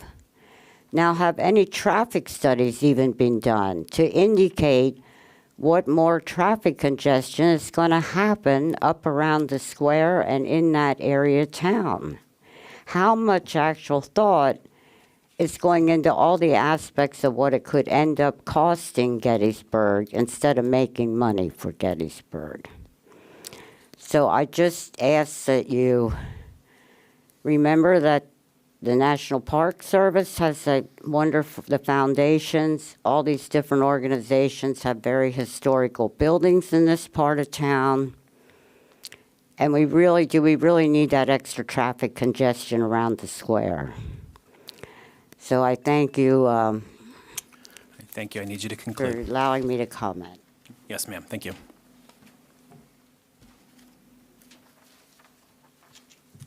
Good evening. I'm Rosemary Maher. I live at 44 West High Street. I just want to start off with, we as residents of the borough and of Adams County are facing some serious tax increases in 2025. At the same time, we're considering demolishing a $1+ million transit station built by the taxpayers in 2013. Really? What is the benefit to the borough of this huge station project? Where is the influx of buyers coming from? 176 apartments. I'm not clear if it's condos or apartments. At first, I think it was condos, and I understood it would be market price condos. Now, what I'm hearing is it's rentals, and they're going to be both regular price and low income, and all that's going to be in one building. York Street development is currently under construction, as I understand. There's 639 apartments and 489 single-family homes. What is causing this huge influx of people moving in? Has short-term rental owners bought up and plan to buy up much more property as a shortage of housing for current residents? If you haven't done so recently, you might want to scan the Verbo website. I think you might be surprised how many apartments are being rented temporarily. Or is there a new industry coming to Gettysburg that I'm not aware of? Most residents of the project will require cars, at least one. This is not a location that's really walkable for a lot of people to basic necessities such as a grocery store or a drugstore. And yet, maybe that's another reason that I don't understand the demolition of the transit station. Different subject. When you travel to the northeast of this country, which I know many of you have, it's noticeable that the towers and the steeples dominate the view. Many towns have solid regulations that no buildings can be built taller than historic buildings. As a former resident of Annapolis, the capital of Maryland, I know this is the case. As you drive into the historic downtown, the steeples and the domes dominate the landscape. It's very inviting, and it's beautiful. I'm very surprised that the Historic Architectural Review Board has unanimously approved this project. Gettysburg Historic is 1863. The history of the turning point of the Civil War is the draw from visitors that come here around the world. Let's not give in to this contractor from out of state. When it's over, we're stuck with a monster building, contemporary in design, looking somewhat like a newly built Holiday Inn, and he's back in his home state. As I understand it, the borough will only be responsible for maintaining a bike trail, which the bike trail, I understand, was kind of a trade-off. I'm assuming there's a detailed plan of what the bike trail will look like. Is it something you can share? With the increased traffic that all of these aforementioned projects are going to create, it will be important to have alternate bike routes. But in my head, I can't picture where they would be that wouldn't be interruption in traffic. And will the borough have any financial or upkeep involvement in the project? Will there be oversight of subsidized housing by the housing authority or other agencies? That's just kind of a question, if there's going to be low-income housing included in the apartments. So thank you for your time. Thank you. A short statement, please. No, I'm sorry, we're going to move on with our agenda. Thank you. Excuse me, Mr. Moon, I'm wondering, given the number of people here tonight and the passion that people are speaking about this project, I would like to see maybe an additional 10 minutes added to this for public comment. 10 minutes. And thank you. And those of you that are in of other opinion, I appreciate all of the opinions, but I think there's others in the room that also would like to speak, maybe of a different topic or a different opinion, and I appreciate the 10 more minutes, Mr. All President. right, I'm going to add 12 minutes. That's 3 speakers. I suggest 3 people line up now. Very good. Line up. Well, first of all, I don't have anything written down. It all comes from the heart. And let me just say this. I have lived in Gettysburg for a few years. I've been coming here for decades. What I have learned about Harb, it is a joke. Absolute joke. Historical review. What does that mean? They're going to tell you what you can put on a historic building. Hell, they don't have any idea themselves. Let me just say this. When you have as many slumlords as what you have in Gettysburg, and you talk to them about, I want to buy a building and I want to do what I need to do to it, but I have Harb to deal with. And they'll tell you point blank, not a big deal. You can take care of it in 5 minutes. They'll give you exactly what you want. So what are we doing with Harb? It is doing nothing for us. It is only a joke. This is a historic town. Everyone in this country, or I should say nearly everyone, knows why Gettysburg is important. This is not downtown New York City. This is where the incident occurred that made us what we are today. If you try to put that aside, it will come back to bite you, folks. Think about it. Tell Harb to have a nice day and protect the history. Thank you. Thank you, sir. Greetings. My name is Susan Noggle. I live at 650 Red Patch Avenue in the borough.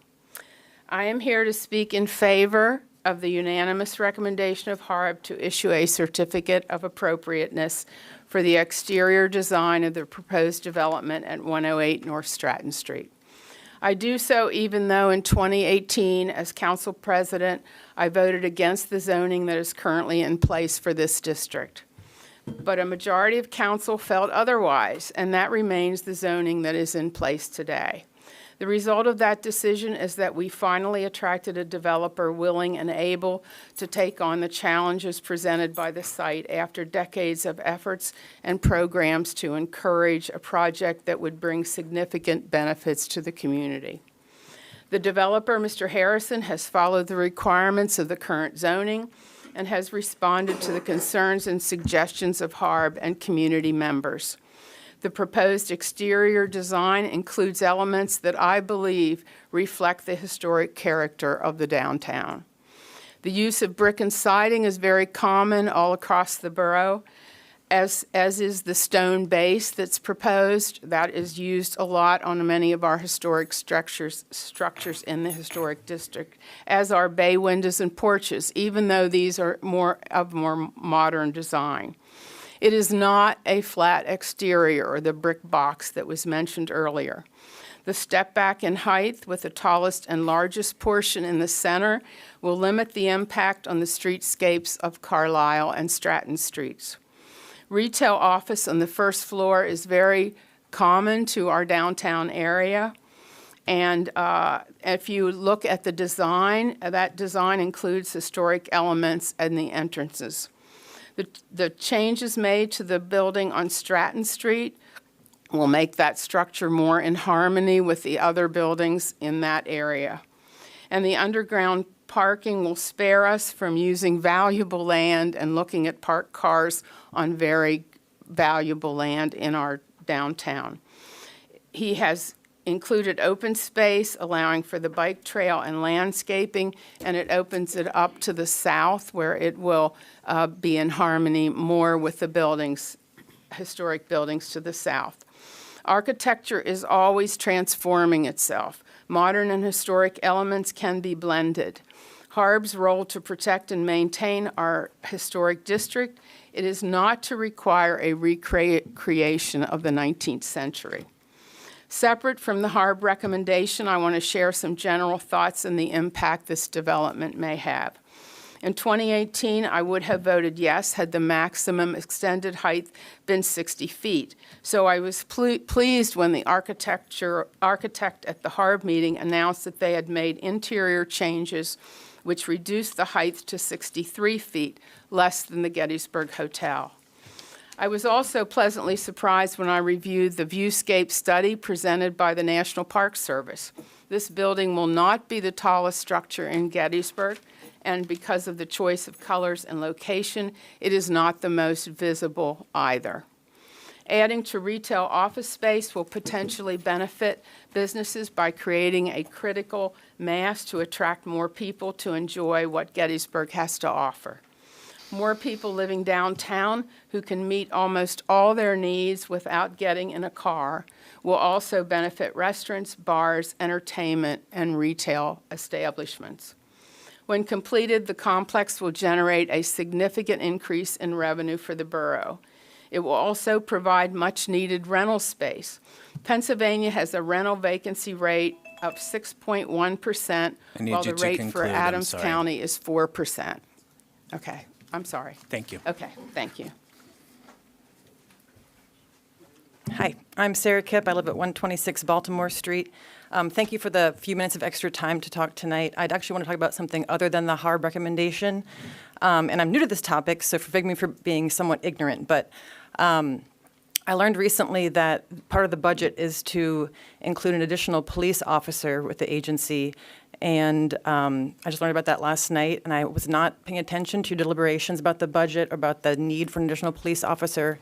But learning that, I went to the budget page and saw the number of officers we have, and I was discouraged to see that none of them appear to be women.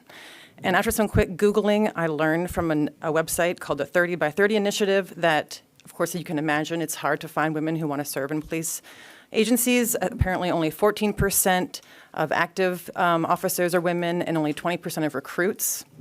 So I wanted you to hopefully, if you have time sometime, to look at this 30 by 30 initiative. There are places in Pennsylvania that have signed it.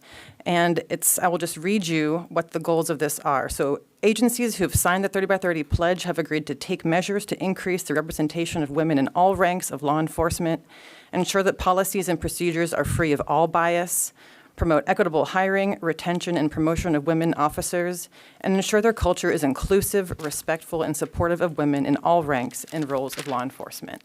So I would recommend, and I hope that if you do pass a budget to increase an additional police officer, that you do it under the condition that you sign this 30 by 30 initiative pledge. Thanks. Thank you.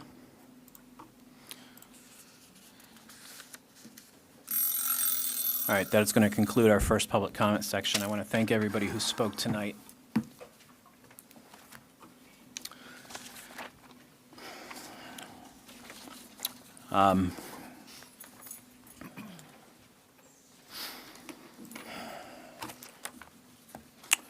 We're going to move directly into current and old business. We go first to Mr. Whitmore in the Planning Department. Good evening. A copy of the report was provided electronically. It was a little bit longer, included information regarding council's duties as relates to HARB. So that material is going to be kind of redundant during this meeting. Mr. Eastman's here to provide some additional clarification and has provided a sheet specifically of the Historic Districts Ordinance. In particular, though, with regards to the process, the subdivision and land development plan hasn't been finalized. This is a component of that planning process. As such, there will be additional public comment opportunities with the Planning Commission. Once the plans are at a stage where they could be reviewed by the Planning Commission, at which point then we'll have the acceptance by the Planning Commission, which is an opportunity, and then generally there's a 90-day window where the developer works with the Planning Commission to complete the project, which we anticipate will be it'll be accomplished in 2025, but would be something that there would be multiple opportunities for additional refinement on the plan and ensuring that there's conformity with zoning ordinance, subdivision land development ordinance, and also the zoning hearing board decision. So that concludes my report. All right, does anybody have any questions for Mr. Whitmore? All right, thank you, sir. I have a couple. Go ahead. Were there material changes after the fact on the project that needed to go back to planning? So the changes that have occurred are, I mean, the one building is smaller. There was discussions regarding specific materials choices. Those, staff does not believe that they would require another review by the zoning hearing board at this time. Once we have the firm site plans establishing how the development is going to occur, we'll have a better opportunity to discuss if there are problems with the development meeting the requirements of that special exception and variance that were previously approved in 2023. So you make the decision as far as if the material changes should go back? With regards to the application, there haven't been material changes that I've seen. There have been changes to the buildings, but at this time, staff doesn't believe it would require zoning hearing board involvement. I mean, the deliberation by council can definitely put that into consideration. And additionally, the zoning hearing board, I mean, we've had contact with the zoning hearing board solicitor on the matter. I mean, we just do not have the clarity that material changes are occurring at this time, given the relatively minuscule changes. The one building that's not a party to the increased height special exception is what's really changed. So it's something that we'll be discussing with the applicant, but at this time, no, it would not be something that staff would recommend go before the zoning hearing board again. Were the no restrooms in the transit station part of that change, or was that prior to the approval? So that's going to be something with the land development planning process, establishing how that structure is going to be developed in accordance with the zoning hearing board decision. So, I mean, at this time, I'm unaware of the developer, either how it's going to be developed, the scale of the development. That's something we'll be working with the development team.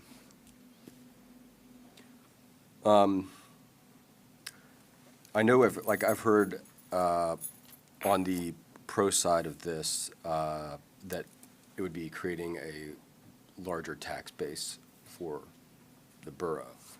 I didn't see if there were solid numbers as far as what that exactly would look like or what the projections are. Is that something that's been done? We do not have that information directly at this time, given the dynamics of the structure and how many housing units would be included just aren't determined at this point. The HARB review is confined primarily to architectural design standards, that the materials basis. Once the developer has that information, then they can actually do the full budgeting for the development. So it helps their pro forma, at which point then they're okay spending tens of thousands of dollars for the engineering plans.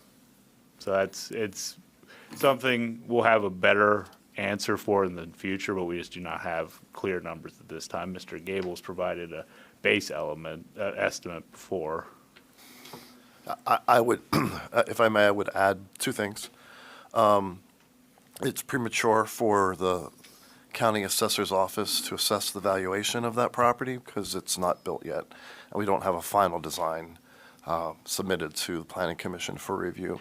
With regard to the restrooms, the developer is responding to a specific request of Rabbit Transit to eliminate the maintenance on said restrooms. So that is not an issue with the developer. That's an issue that should be addressed with Rabbit Transit.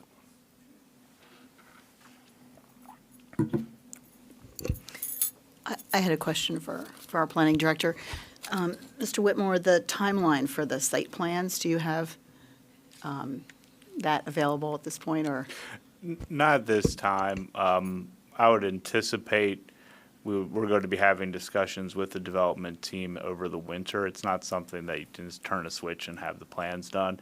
At the same time, they've previously expressed the financing angle of this, so there's an incentive on their end to have plans, at least in the approval stages, relatively quickly. So, like I said, we'll be working throughout this winter with the goal of having this before Planning Commission, hopefully sometime before March.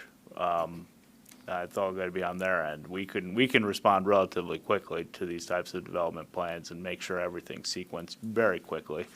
So that's something we're from a customer service angle, we'll be working with them to make sure that works for their needs, but then also just so that we're making all the proper notice, and so we can have the correct sequence of events when the Planning Commission does review the project, because there's going to be a lot of concerns that are going to be addressed at that time as well. Thank you. Any further questions?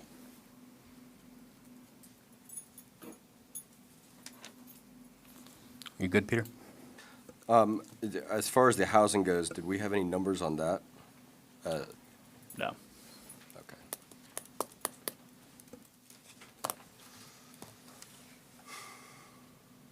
Do you have more questions? No. Okay.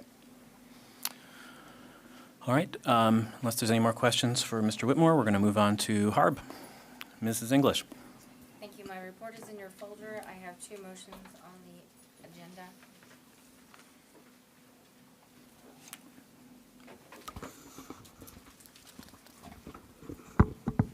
Sorry. My report is in your folders for review. I have two motions on the agenda. They were separated based on the majority applications, and the Gettysburg Station is separated for review for this evening. And that's all I have. Thank you. All right, great. Would anybody care to make the first HARB motion? I'll make that first motion. A motion to accept the recommendation of the Borough of Gettysburg Historic Architectural Review Board, HARB, following its review during a meeting held on November 20th, 2024, and approve the grant of certificates of appropriateness for the following applications as presented. COA-240058, Major Project 255 South Washington Street. Richard Bregneser for the window replacement project to include the replacement of all windows with simulated divided lights in a 2/2 grid pattern encased out with wood or an acceptable wood alternative, noting that the asphalt shingled roof and front door remain. COA 240094, Major Project 217 North Stratton Street, Catherine Crandall for the construction of a second-floor rear addition with hardy plank siding or a similar material with the laundry room on the first floor and another bathroom on the second floor that will attach to the master bedroom. And there will not be any changes to the existing entranceways. COA-240095, Major Project, 64 West Middle Street, Jody Amy for the in-kind repair of the fire-damaged structure, replacing the roof with standing seam, replacing the historic third floor windows with the less visible historic windows from the east side of the structure.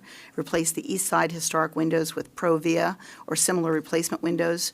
Replace the damaged crown molding and sprinkler the entire building. COA-240093, major project, 150 Carlisle Street, City Mart, 150 Carlisle Street LLC for the exterior renovations and second floor rear addition, removing an existing shed at the rear of the store, selective demolition of a basement stair enclosure, rear second floor addition of the back half of the building, including the infill of the building's southwest corner footprint, painting the metal panels on the front facade, removing the scaling paint, and repainting as needed. Second. We have a motion and a second from Mr. Bales. Is there any discussion? All those in favor, please say aye. Aye. Any opposed? That motion carries. That takes us to the second HARB motion. We asked to have this one specifically separated out. We will take a roll call vote on this, and then we will have a space for discussion before we vote. Would anybody care to make the motion? I'll make a motion to accept the unanimous recommendation of the Borough of Gettysburg Historic Architectural Review Board, HARB, following its review during a meeting held on Wednesday, November 20th, 2024, and to approve the grant of a certificate of appropriateness for the following application as presented. COA-240078, major project, 108 North Stratton Street, Gettysburg Station, 501 Richardson Acquisition LLC for the approval of the design concept plan for the construction design elements for the Gettysburg Station project as submitted in the COA application dated October 10, 2024. Second. We have a motion and a second. Is there discussion? I will. Please. It's a long time admirer. Can you speak into the mic, please? Sorry. As a longtime admirer of HARB and its members and their dedication and willingness to listen concerning the issues that are brought before them, I therefore happy to vote to accept their unanimous recommendation concerning the Stratton Street project. I will vote yes. Anyone else? Mr. Bales. My issue first and foremost is that I don't agree with the height or the mass of this project as it fits into the historical integrity of the borough. I haven't seen housing plans or a cost-benefit analysis, or I think we need more time with it. And so I will be voting nay. Understood. Anyone else? I think just in terms of the public and the people watching tonight on community media, you'll see different opinions up here on Borough Council, and I just want to assure the public that we've not taken this lightly, that it's been a long time coming, years in the making, decades in the making, and the property has sat vacant after a lot of the social service agency buildings were removed. I want to say that Friday, on very cold, blustery Friday, I went up the tower, Culp's Tower. I know a number of people have talked about that. And what struck me when I looked out over the landscape and faced the town was we've talked a lot about vertical sprawl and height, but I was struck by the horizontal sprawl that I saw from the top of Culp's Tower. So I'm imagining, what that building will look like. But in the meantime, there are buildings there that did not exist in 1863 that are part of the landscape now. I think when your eye goes out, you're looking out above the town when you're looking beyond that. The other thing I want to say is address the issue of the developer, because I think developers get a really bad rap, not just in Gettysburg, but in other communities too, who think that they come in and they are here to make money, and of course they are, because they are developers, and then they go back to their own town. But about 18 months or so ago, I called a reporter in Lancaster at the former Lancaster New Era, business writer, to ask about Mr. Harrison, and the reporter had no skin in the game other than just to tell me what he felt in terms of working with Mr. Harrison and dealing with him, and he gave very high marks to this developer. The people in Lancaster really appreciated what he did in terms of the give and take. Building and life in general, right, is a lot of compromise, and I think we've seen Mr. Harrison's compromise that he's shown to public comments throughout the last year, as well as to Harb. He met with Harb, and those of you that attended the meeting or watched the meetings saw that, and saw that he came back with new plans and made changes. So I feel confident in Mr. Harrison. He's been working with us. So tonight I'm going to vote in favor of this certificate of appropriateness.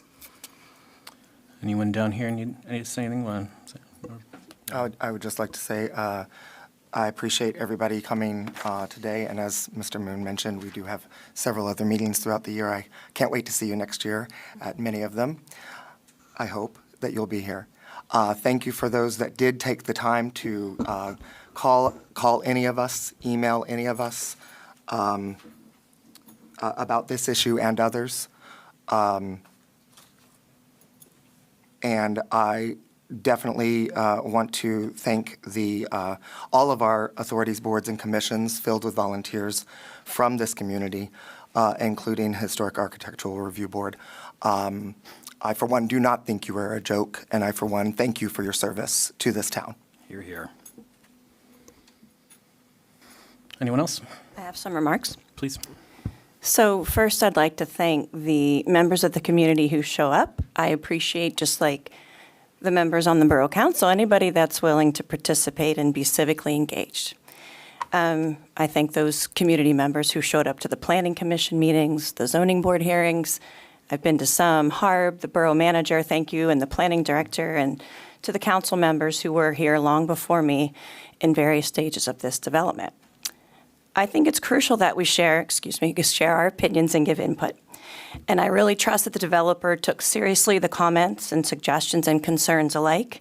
And I trust the professional opinions and decisions of our volunteers who serve on the ABCs.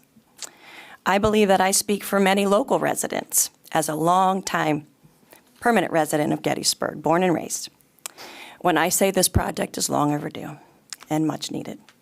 I've lived and worked in this borough for most of my life, and I've seen blighted spaces brought back to life by individuals such as many of you in the audience, and you know who you are, courageous enough to take the risks necessary for improvement. I appreciate the people who make investments and sacrifice their time to establish small businesses in Gettysburg. They are the backbone of this community. I don't think we should take lightly the economic opportunities that will be presented by the Gettysburg Station project. The services provided by new businesses will not only add tax revenue and will add value to the community that cannot yet be measured. If we wish for our community to progress, we must appeal to future generations by providing opportunities for them to live and work here. And I believe that the project provides possibilities for both while maintaining the historical integrity of this beautiful town. Thanks. Mr. Berger, anything to add? I thank everybody for coming out. I've been talking to many people about this project for several years. I was on council in 2018 when we wrestled with this important decision for 18 months in the process going forward. For me, the beauty and the character of this town is its history. I've taught American history for 30 years. I've lived in this town for over 25 years, and I do want to keep the character of this town being history. The Civil War, those that paid the ultimate price for our freedom and our liberties and this wonderful country and the ground that Lincoln walked on. And at the end, wrestling with this, even though there's many reasonable arguments against, and I appreciate everybody's comments and to everybody I've talked to for several years, I do believe that this is a net benefit for our town. It is a living, breathing town as well as being a history town, and I'm going to be voting yes on this tonight. Thank you, sir. When I took this seat, I I was advised that the best thing I could do is make these meetings as boring as possible. And lo, I have tried and failed, as I'm just too damn charming. I don't want this to be boring, right? This is not necessarily dry stuff. This is people's hearts and souls we're talking about, and I understand the arguments that every one of you made here today. I do.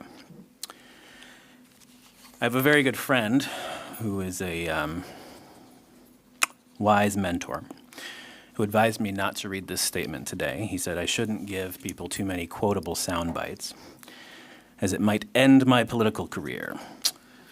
And my wife said, oh, you should definitely read it. So, let me tell you which one I've listened to here.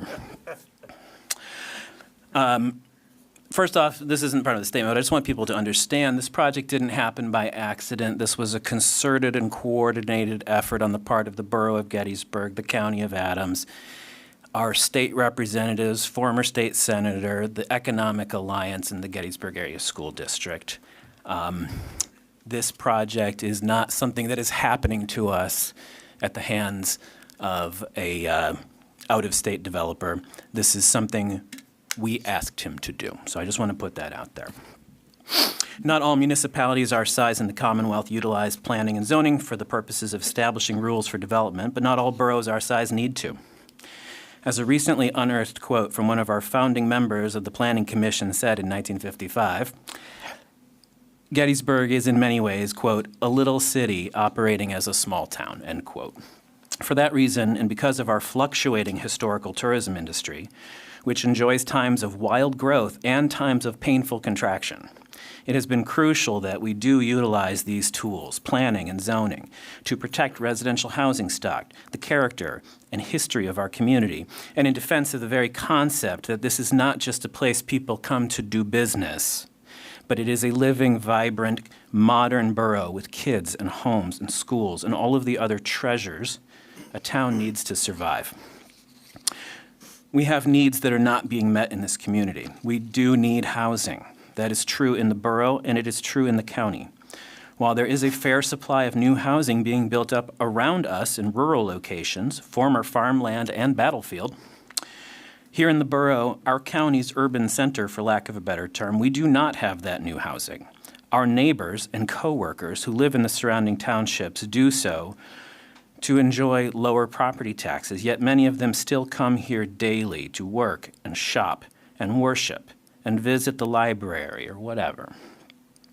The 4,100 tax-paying residents, a significant number of those are children, by the way, along with the businesses that thrive here, foot the bill for all of the attributes that we all love about Gettysburg. But if we continue to push housing into the surrounding townships, we will continue to see what we have for the last 15 years. A shrinking tax base, commercial encroachment into residential neighborhoods, and a declining population. Statewide, and here in Adams County, we are expecting a 12% decline in population over the next 15 to 20 years. That is unsustainable. We need population density, and we need to grow our tax base. More than 2 acres of developable land in the downtown core is a gift and an asset. 8 years ago, a previous council made the decision to work with the county and the school district, along with Economic Development Alliance, to make the station parcel enticing to developers. The legislative groundwork, the very rules any developer would have to follow, these were set by an act of council. The parcel was purchased with those legally established rules in place and in mind. Because we exist in a confined, built environment, we cannot build out, we can only build up.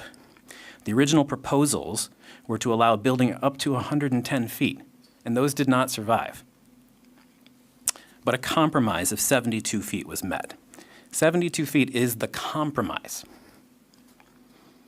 The northwest corner of the Hotel Gettysburg is 72 feet. Not only did the addition of 2 stories to the hotel not destroy our town, it began a renaissance in downtown Gettysburg. Some of you in this room who predate me will recall the downtown of 1990.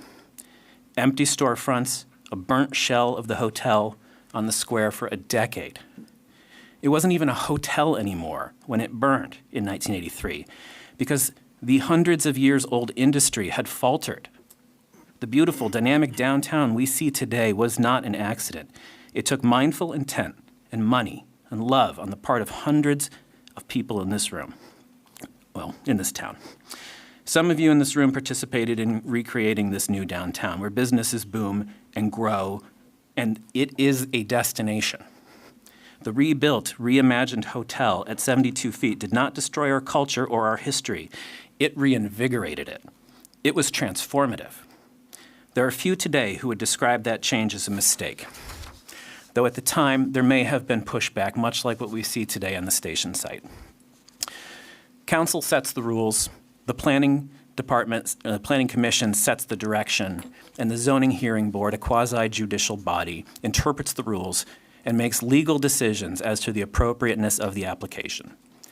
The question before the zoning hearing board is not, do you like my idea? It is it consistent with the law?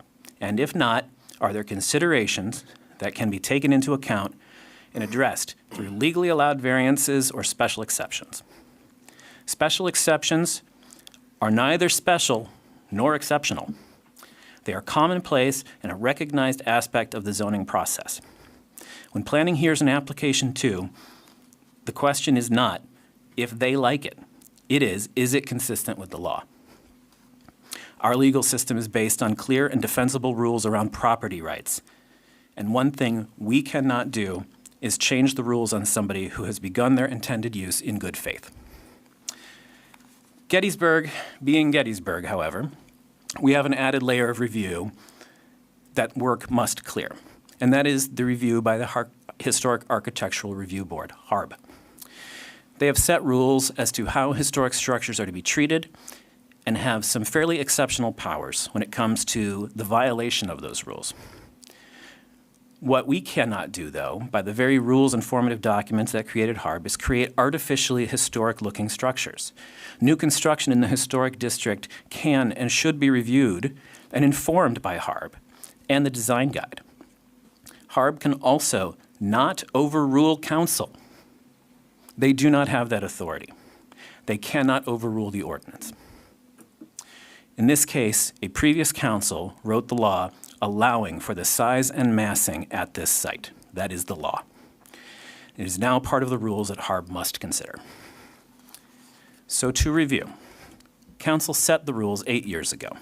The parcel was purchased and use was based upon those rules. The work has begun. Planning has reviewed the proposals. Zoning has heard applications, granted special exceptions, and allowed the project to move forward. Anyone and everyone had 30 days to appeal their decision, and no one did. HARB has reviewed the proposals and voted unanimously to move forward. They've made requests and given advice as to the exterior materials that the developer should use. The application is not being rushed through. The original debate over the height was 1.5 years long. This application has been working its way through our established processes for 1.5 years. It has survived every step of the process required. Nothing has been rushed. All appropriate legal windows for review, comment, and appeal have been met, and there is no delay that we could make here that would be appropriate or productive. Now today we are being asked to vote in support of our authorizing boards and advisory bodies to move this work forward in a fair, timely, and legal manner. Mr. Harrison is a developer of good reputation who has utilized many different strategies to fund this project and achieve the majority of the goals that the borough asked him to. Mr. Harrison has been responsive, responsible, patient, and this might mean the most for me, compassionate and kind. And he has had a remarkably thick skin. And he didn't have to stick with this project. He could have walked away and sold off the lot when the pandemic destroyed all of our lives for 2 years, but he didn't. He has chosen to stay with us, to work with Gettysburg, and to continue to try to meet the goals that we set. We set those goals, not Mr. Harrison. And I want to be clear. I will not only be voting to approve this COA because it is legally and ethically appropriate to do so, I will also be enthusiastically voting in favor of it because in my heart it is right and it's what we need. We here in government spend a lot of our time responding to today's problems, but we also have a responsibility to address the future needs of the borough as well. We are compelled to lay the groundwork for projects we may not live to see complete. I am humbled to vote today to continue to move forward the work begun by my predecessors, and that will address the future needs of this community, including my own children. And we get to choose to offer solutions to problems here today. Is there any further comment? Do you wish to have me discuss the legal process? Please. Framing this, and very interestingly, I think my mic's on. It says it's on. It says it's on. I'll speak louder. That's the trick. The importance in my position as the solicitor is to verify and make sure that council has a legal understanding of what it is doing, consistent with its ordinances and the laws of the Commonwealth of Pennsylvania. I was so heartened because I read Mr. Whitmore's very detailed report, and he summed up the legal process or the legal questions or issues quite well. Per section 11-114.1 of the Historic District's ordinances, council is to do the following in determining whether or not to certify to the appropriateness of the proposal. The Borough Council shall consider the same factors that the board, that's HARB, is authorized to consider, which are set forth in section 11-110 and section 11-111 of this part, and shall give weight to the board's recommendations. Very important. Additionally, per section 11-114.3, if the Borough Council disapproves all or part of any application, it shall do so in writing, and copies shall be given to the applicant and to the Pennsylvania Historical and Museum Commission. The disapproval shall indicate what changes in the plans and specifications would meet the conditions for protecting the historical character of the district. Now, I know the motion is in the affirmative to approve the issuance of the certificate of appropriateness. But one of the things, and certainly council, this is within your purview, you could disapprove the motion, and there's no indication that you have any intention of doing that or that you should.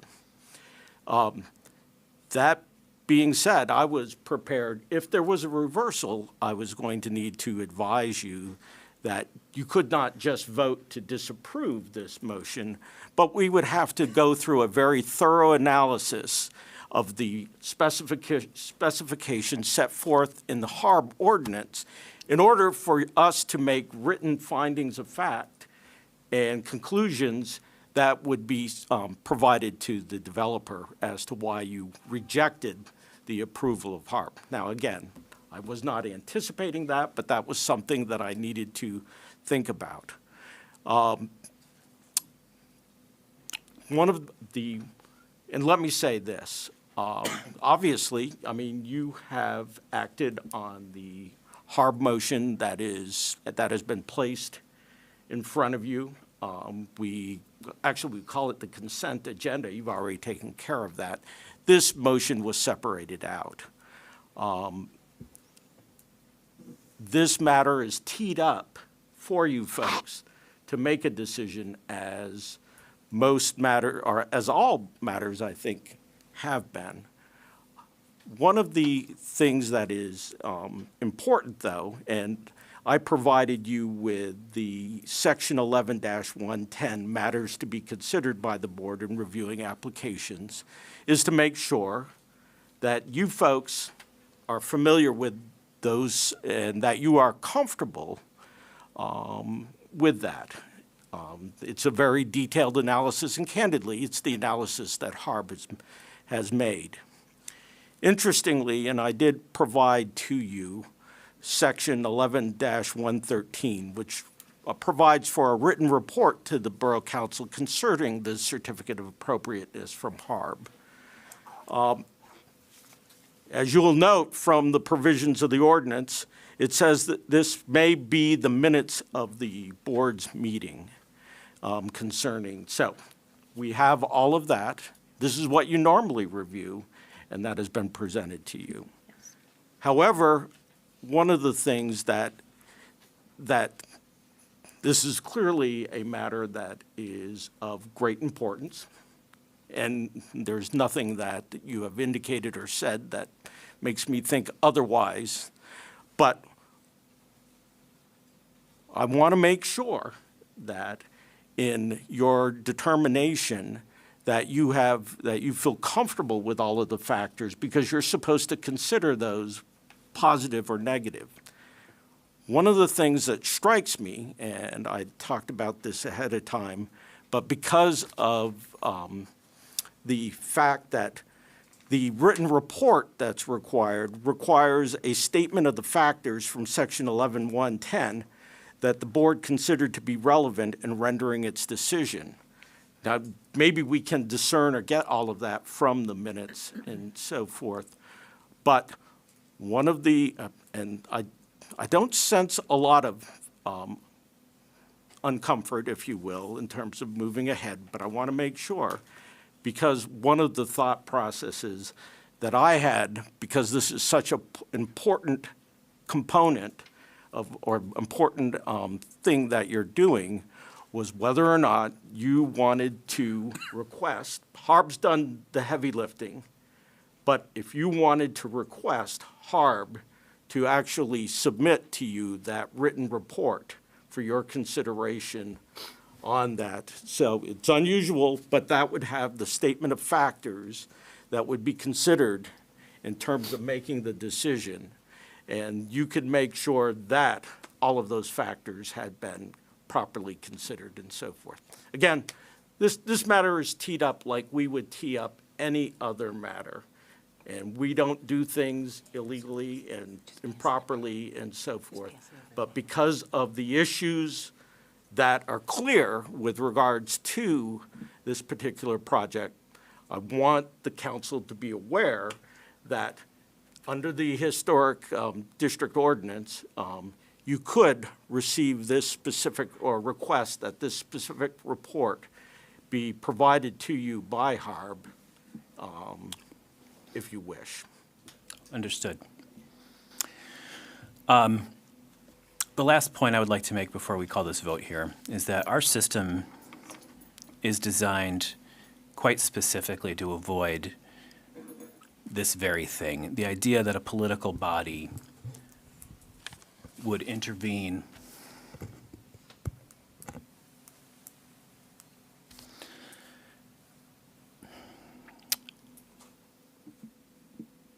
after a law is in fact to negatively impact somebody's property rights. Our whole system is designed to stop just this. If you come to council to say, hey, you need to change the law to negatively impact another person's property rights, that would be legally actionable. There's, in my understanding of the law, nothing we could or should do here to impede Mr. Harrison's ability to move ahead with his development. Even if we spent the next 2 months writing a new ordinance that put the height back to 48 feet, it would not affect Mr. Harrison's lot. He has a legal right to build to 72 feet plus 12-foot mechanical on that lot. And there's nothing we can do to change that, even if we wanted to. I'd like to call the vote now. Ms. Stahl, would you please call the roll? Yes. Mr. Bales? Nay. Mr. Berger? Aye. Mrs. Butterfield? Aye. Mr. Carr? Aye. Ms. Lawson? Aye. Ms. Sanders? Aye. Mr. Moon? Aye. 6 yea, 1 nay. Thank you. Does anybody have any final questions for Mrs. English? All right, thank you. We'll move on to the parking department, please. Ms. Fissel.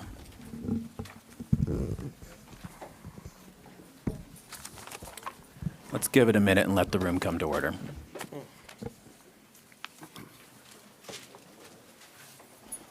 Recess now.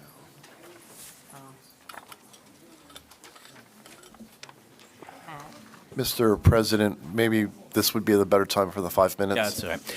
I'm going to call a 5-minute recess. We will. Folks, we are going to be back in session. We're back in session. Thank you. If the room could please come to order. Susan.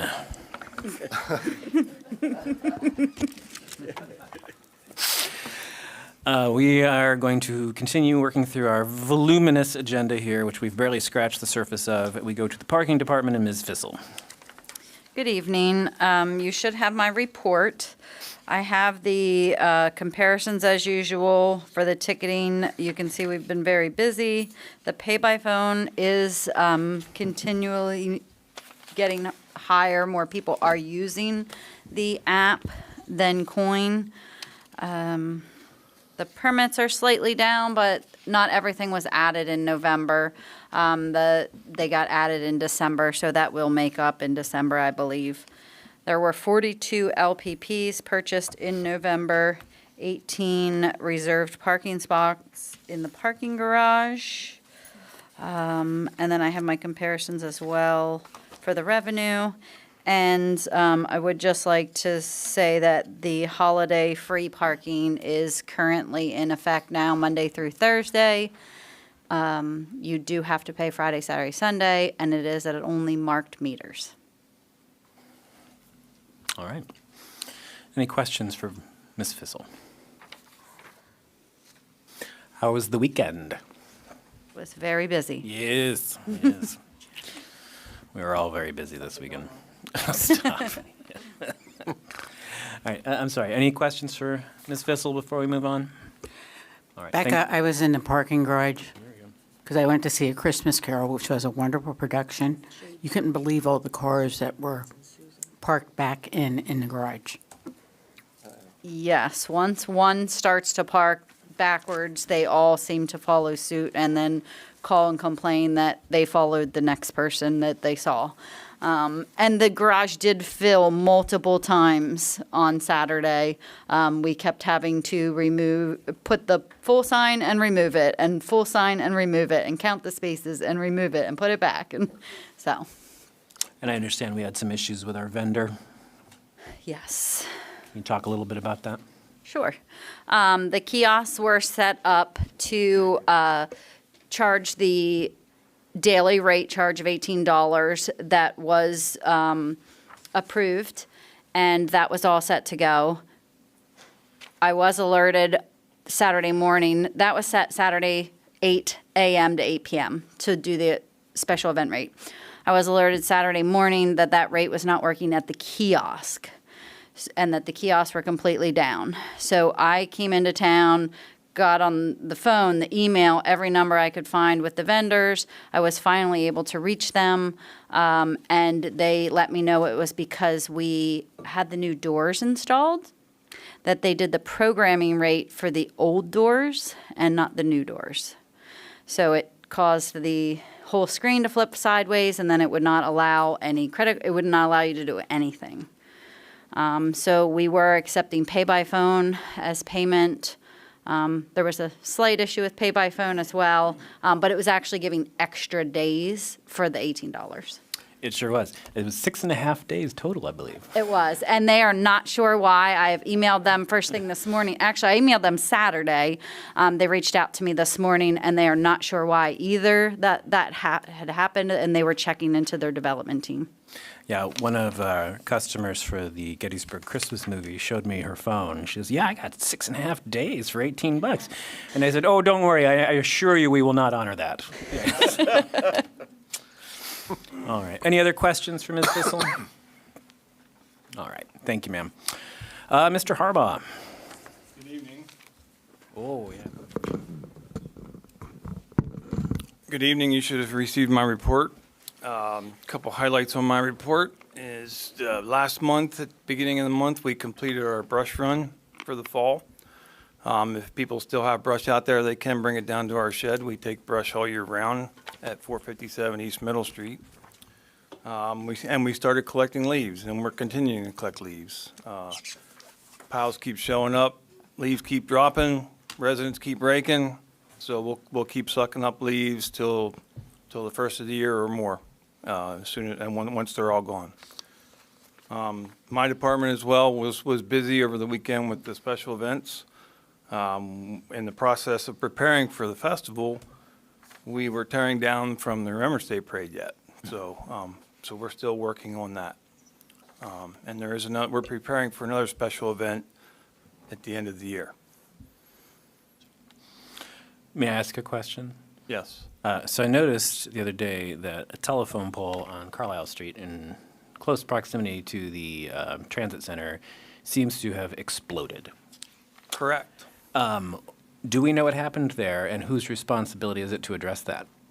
So the only thing that I know, and I don't know if the chief has any other reports, but fire department was dispatched for fire police to direct traffic. The pole got hit by a truck. Oh, wow. Don't know how the truck broke the pole and not damaged any of the meters that were around it. Right. But it sheared the pole off. Could possibly be because of the low tension wires. They might have hit a wire and snapped the pole off. I don't know that for sure because I was not on scene. I was notified by the fire police that were on scene, and they told me about it, and they moved a construction sign that was across the street over in front of it to elude people that there was a problem there, and somebody put flags on the wires, low-hanging wires. Don't know if that was the fire police or who that was. I notified Brightspeed because it is Brightspeed's pole, and that's where it's at right now. Don't know why they haven't got to it yet. Do they have a timetable for repair? They did not give me one. Okay, thank you. Does anybody else have any questions for Mr. Harbaugh? I had a question for Mr. Harbaugh. I noticed in your report that you talked about the breaking down of, from Remembrance Day and then the Christmas festival, but I saw that there was a New Year's celebration listed, and I didn't think there was going to be a New Year's celebration this year. That is correct. It just surfaced a week ago, or maybe a little more than a week ago. I'll let Charles, maybe Charles wants to snap in here and give details on that. How much do you want me to share, Chris? Yeah, we all are. I just started hearing from my crew if they can cover it up, Okay. So there is an applicant who stepped in mid-November to try to salvage New Year's Eve. I won't disclose that organization's name just yet. I'll let them do that press release on their own. The reason you haven't heard more publicly about this is because we do not yet have the PennDOT permit to do so. The borough did issue its permit, but at this point, because the festivities still plan on using state roads, we need PennDOT's permission to do so. I know PennDOT is currently reviewing it. I know that Karen Mesher received some communication with them today wanting a little bit more information. But no public announcements on that will be made until we have all the permits in place. Thank you. Yep. All right. Any other questions? I think that this is our last meeting of the year. Indeed. So is it too early to let the public know what they can do with their Christmas trees? Yes. So we will after start Christmas. after the holidays. We will start collecting Christmas trees. Same thing as the leaves. You put your tree out on top of the curb in front of your house or along the alley, and we will come around and collect the Christmas tree for recycling. Just the tree, not the lights? and No the lights, decorations no on it? bulbs, nothing, just the tree itself. Just the real tree? Yes. Not the fake No one? artificial trees. Thank you. No, that was an excellent catch. Thank you for asking that question. Anything else? All right, thank you, sir. Move on to the borough engineer. Good evening, council. You have a copy of my written report. I'm going to give you two updates tonight. First on the Gateway Connectivity Project, and then for the Gettysburg Inner Loop Phase B project on North Washington Street. So the first thing with the Gateway Connectivity, we are under design finally. We're just in the scoping phase right now, so don't get too excited. This is a 2-year long process through the design. But the important thing that I wanted to update you on tonight is, as you're aware, we've applied for a RAISE grant 4 times now, and we're reapplying. The next application is due in the end of January. The scope of the project is generally described in the master plan that was done for the Baltimore Street, with one exception, to add the sidewalks on the square, which the council has previously approved.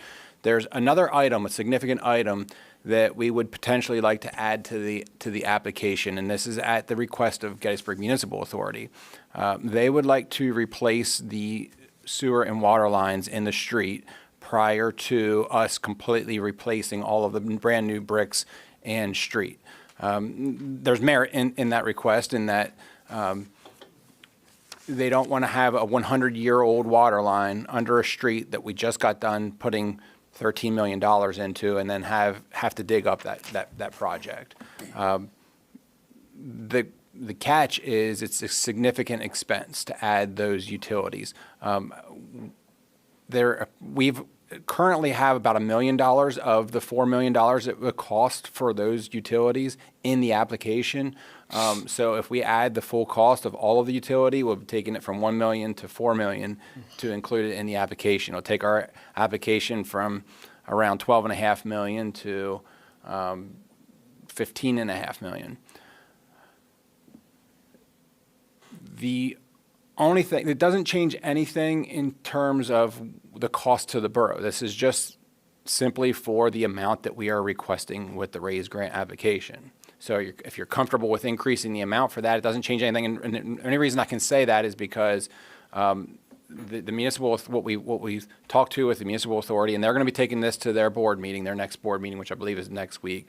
Mark Geis has responded to me that if the council agrees that they want to have this in the application, that the municipal authority would pick up, there's a 20% match commitment to this. So that the Gettysburg Municipal Authority would likely pick up that match commitment if that got added to the application. So again, the municipal authority is going to be acting on that decision next week.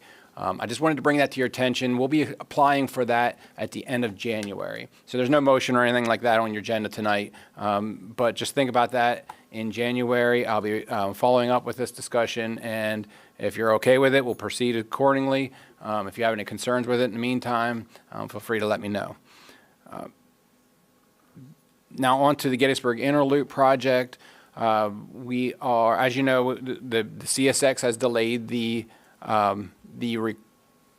boring. That's going to happen now the first 2 weeks of January.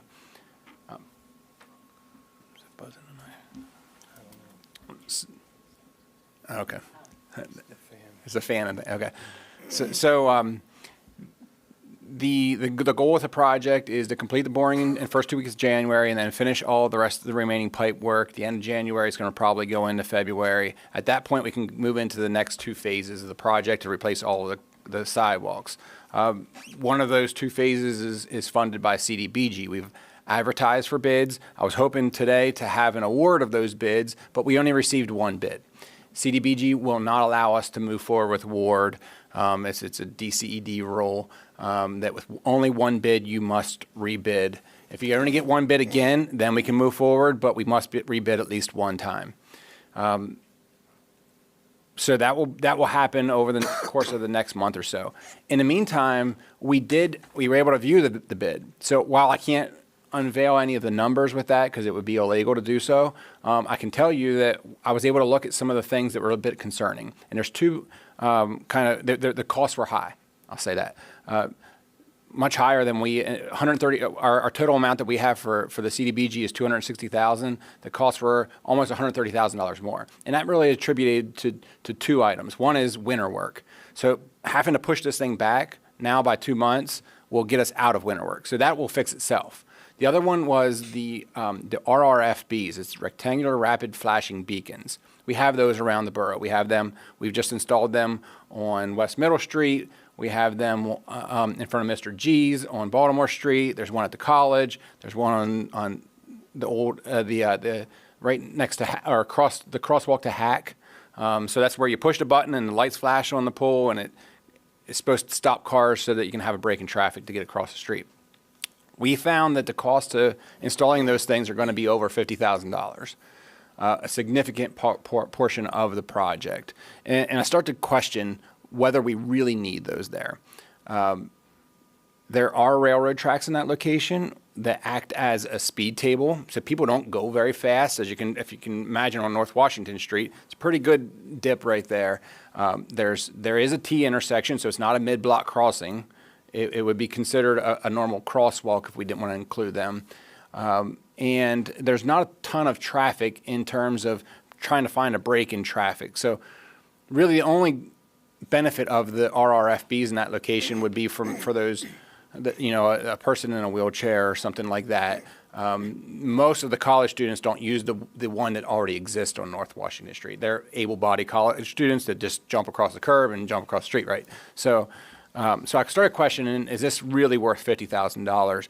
I reached out I talked to Charles first and make sure that he was okay with this. And after deliberating with him, we reached out to Habby. They actually talked about this at their board meeting, and they agreed that we probably don't need this. This is not a good use of government money. Also checked with the Adams County to make sure if we eliminate this from the scope of the project, that it wouldn't change anything in terms of our requirements, C, C, D. And they are fine with it as well. So I just wanted to bring that to your attention. What I plan on doing moving forward, you've already authorized me to bid this section of the project. What I plan on doing is having that item bid as an alternate. So whenever I bring the bids back to you guys, probably not in January, probably February, that item will be listed as an alternate. And at that time, we can make a decision if we want to keep that in the scope of the project or chop it out from the project. So that brings me to the motions that are on the agenda, and I'll try to get through these pretty quick, and that's not with the intent to minimize the $6,000 or $7,000 that's on your agenda, but it's mainly because we've already talked about these two items. In the past 2 months, I've presented to you guys all of the changes that we had to make with finding existing utilities on the street. The first one, there's essentially, it was about a dozen different change orders. These two motions address 4 of those change orders. We're still going to have more that we're going to have to address next month. The first one is for lowering the storm pipe. We had so many unknown utilities that we found that the only way to get around them with our storm pipe is to go below them. So we had to lower our 30-inch storm pipe by a good 3 feet in rock. There's a cost to that. It was $15,000 increase. We were able to offset that by $11,500 decrease by changing the way that we were putting the pipe into the wing wall. So the increase there was $3,500. We've already given the contract. They've already completed this work. So this is essentially an administrative item, something that while they're out there doing this, they're out there with a vac truck, an excavator.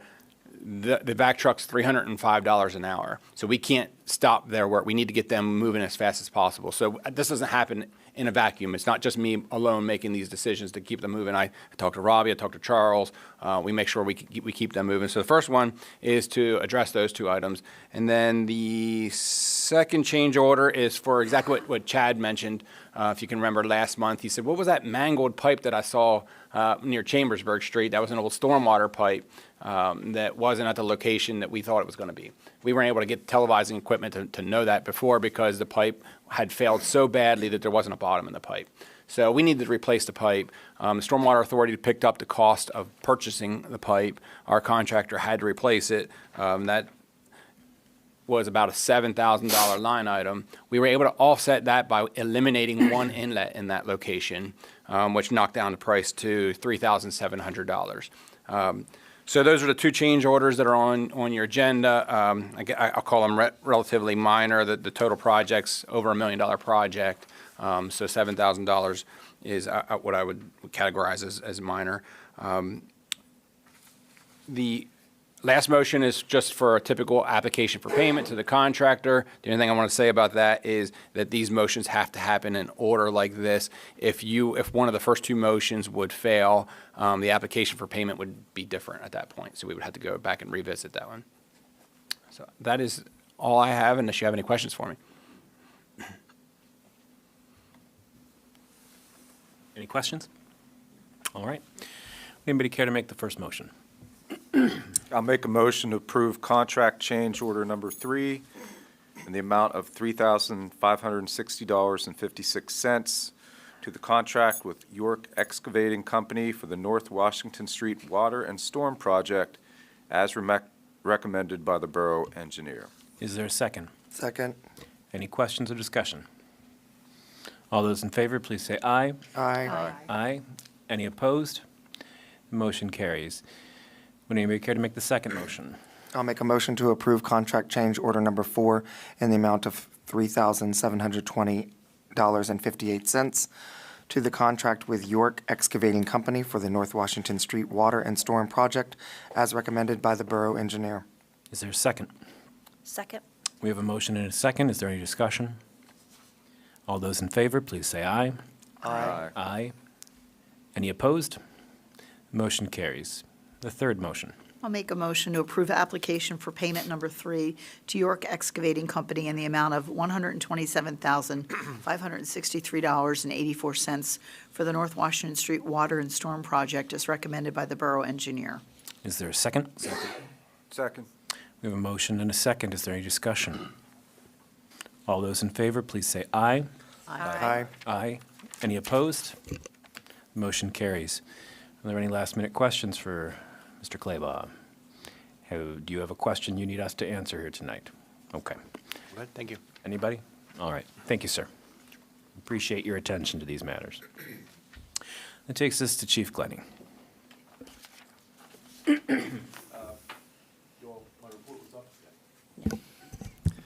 The report was uploaded. Joe have that. I'd be happy to answer any questions on that. I will touch on the Carlisle Street pole was damaged by a hit-and-run tractor trailer on December 1st. The utility company was called that night with a multiple-hour ETA. The fire police were called out to look at it.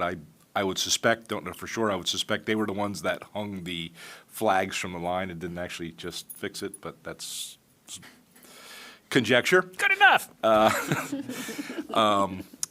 And the main thing that I want to put out in my report, and I can't say this enough, is I would just ask folks that are watching, and please ask your friends and neighbors, please keep your cars locked. Please keep your valuables out of your cars. We're having a real rash of vehicle, I'll call them break-in, but they're actually vehicle entries because the cars that are being entered aren't locked. Things are laying in view of folks, and they're helping themselves to them. We did happen across a group of juveniles and apprehend them, but there appears to be more than one group entering these vehicles. We haven't had any in the last week or so, but we're still having these entries. So please keep your cars locked. Please do not let your keys in them.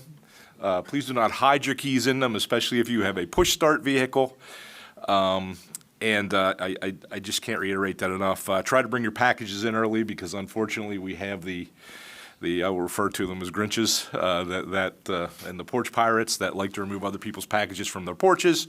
And it is the season, unfortunately, for that as well. But again, I'd like to go back to the car thing. Please lock your cars. Don't let your valuables in them, folks. And you know, we're not seeing vehicles that were locked entered. So. Again, happy to answer any questions on the report and or talk about the four motions that I will happily discuss, should I be asked. Any questions for the chief? On the tractor trailer, do we have, is there any investigation on that? Do we have cameras? We have nothing. Nothing. We've scoured the block looking for cameras. We have nothing. We have nothing of value. We went to the college because they had copious amounts of cameras along Carlisle Street. And we caught a little glimpse of a flash of a big thing, but there's, to my knowledge, nothing. So it's pretty much closed unless we get some more information. Or if anybody happened to see anything that evening, December 1st, please contact us. How was this Christmas festival weekend from your perspective? Very well. It went very well. Busy, not a bad busy police-wise, not a crime busy. Busy work busy. I hate to use the term busy work. I hate that word, but you know, by all reports, everybody was happy, jolly, if you will. And I actually talked to a few people. I was walking around a good bit today who were very complimentary of Ms. Sellers and her organization and the borough for putting on Christmas Fest this year. I would also like to say, before we're done talking about special events, that I greatly appreciate Robbie and the Public Works guys. The speed with which they picked up the barricades off of the street for Remembrance Day was remarkable. And we had the street opened up in record time, I would say, this year, to the point where it actually caused us a little strife getting the people off Steinway Avenue in time to let the vehicles open up. So I greatly appreciated that. It saves a lot of headache and grumpiness. All right. So we do have 4 motions here for the police department. The first one is to certify an eligibility list for 2 candidates who have largely passed the entire process. And then once that list is approved, we are free to make motions to make the conditional offers of employment to these 2. And then we are going to immediately begin the process to create a list to continue the search for new officers next year. The last 2 times we have created these lists and attempted to hire, it has been deeply challenging. The chief, the mayor, our human resources personnel, first Kara and then Maddie, the manager, secretary, and of course, the 3 members of our Civil Service Commission have all put remarkable hours in trying to turn these processes around as quickly as possible. That is a challenge as the process is designed to be slow and deliberate. But we are up against some real challenges with our calendars, and I'm really grateful to the 2 of you and everybody who has helped, especially our Civil Service Commission, to help us identify excellent qualified candidates for these open positions. So would anybody care to make the first motion to certify the list? I'll make a motion to accept the eligibility list of candidates for the open positions of entry-level patrol officer and police cadet as certified to and submitted to the Borough Council by the Civil Service Commission of the Borough of Gettysburg. The Borough Council does not object to either of the 2 candidates certified to by the Civil Service Commission on its eligibility list submitted to the council. Do we have a second? Second. Does anybody have any questions about this? All right. All those in favor, please say aye. Aye. Aye. Any opposed? That motion carries. Thank you for your hard work on that, both of you. Thank you. Would anybody care to make the next motion?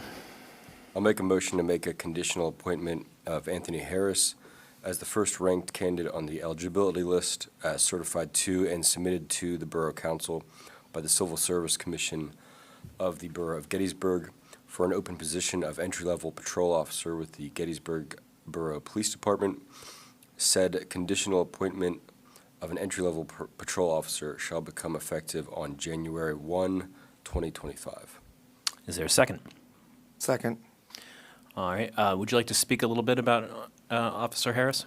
Sure, I can. Officer Harris is currently employed by us as a part-time police officer. He's certified. He has just completed the FTO process. So that language that you've seen in the report over the last several about we have a part-timer that's completing the FTO process was about Officer Harris. As a matter of fact, I think he's on his first nighttime shift tonight for us. He fits in very well. He has a bachelor's degree. and has been employed in Georgia. He is also currently a captain in the Air Force Reserves. And it is worth noting that were we to hire him, he would be with us for a short time, and then he will be deployed. As is his right and his duty, we will keep that job safe for him until he returns, should we choose to hire him. And we are grateful for his service. All those in favor, please say aye. Aye. Aye. Any opposed? Thank you. And the next motion.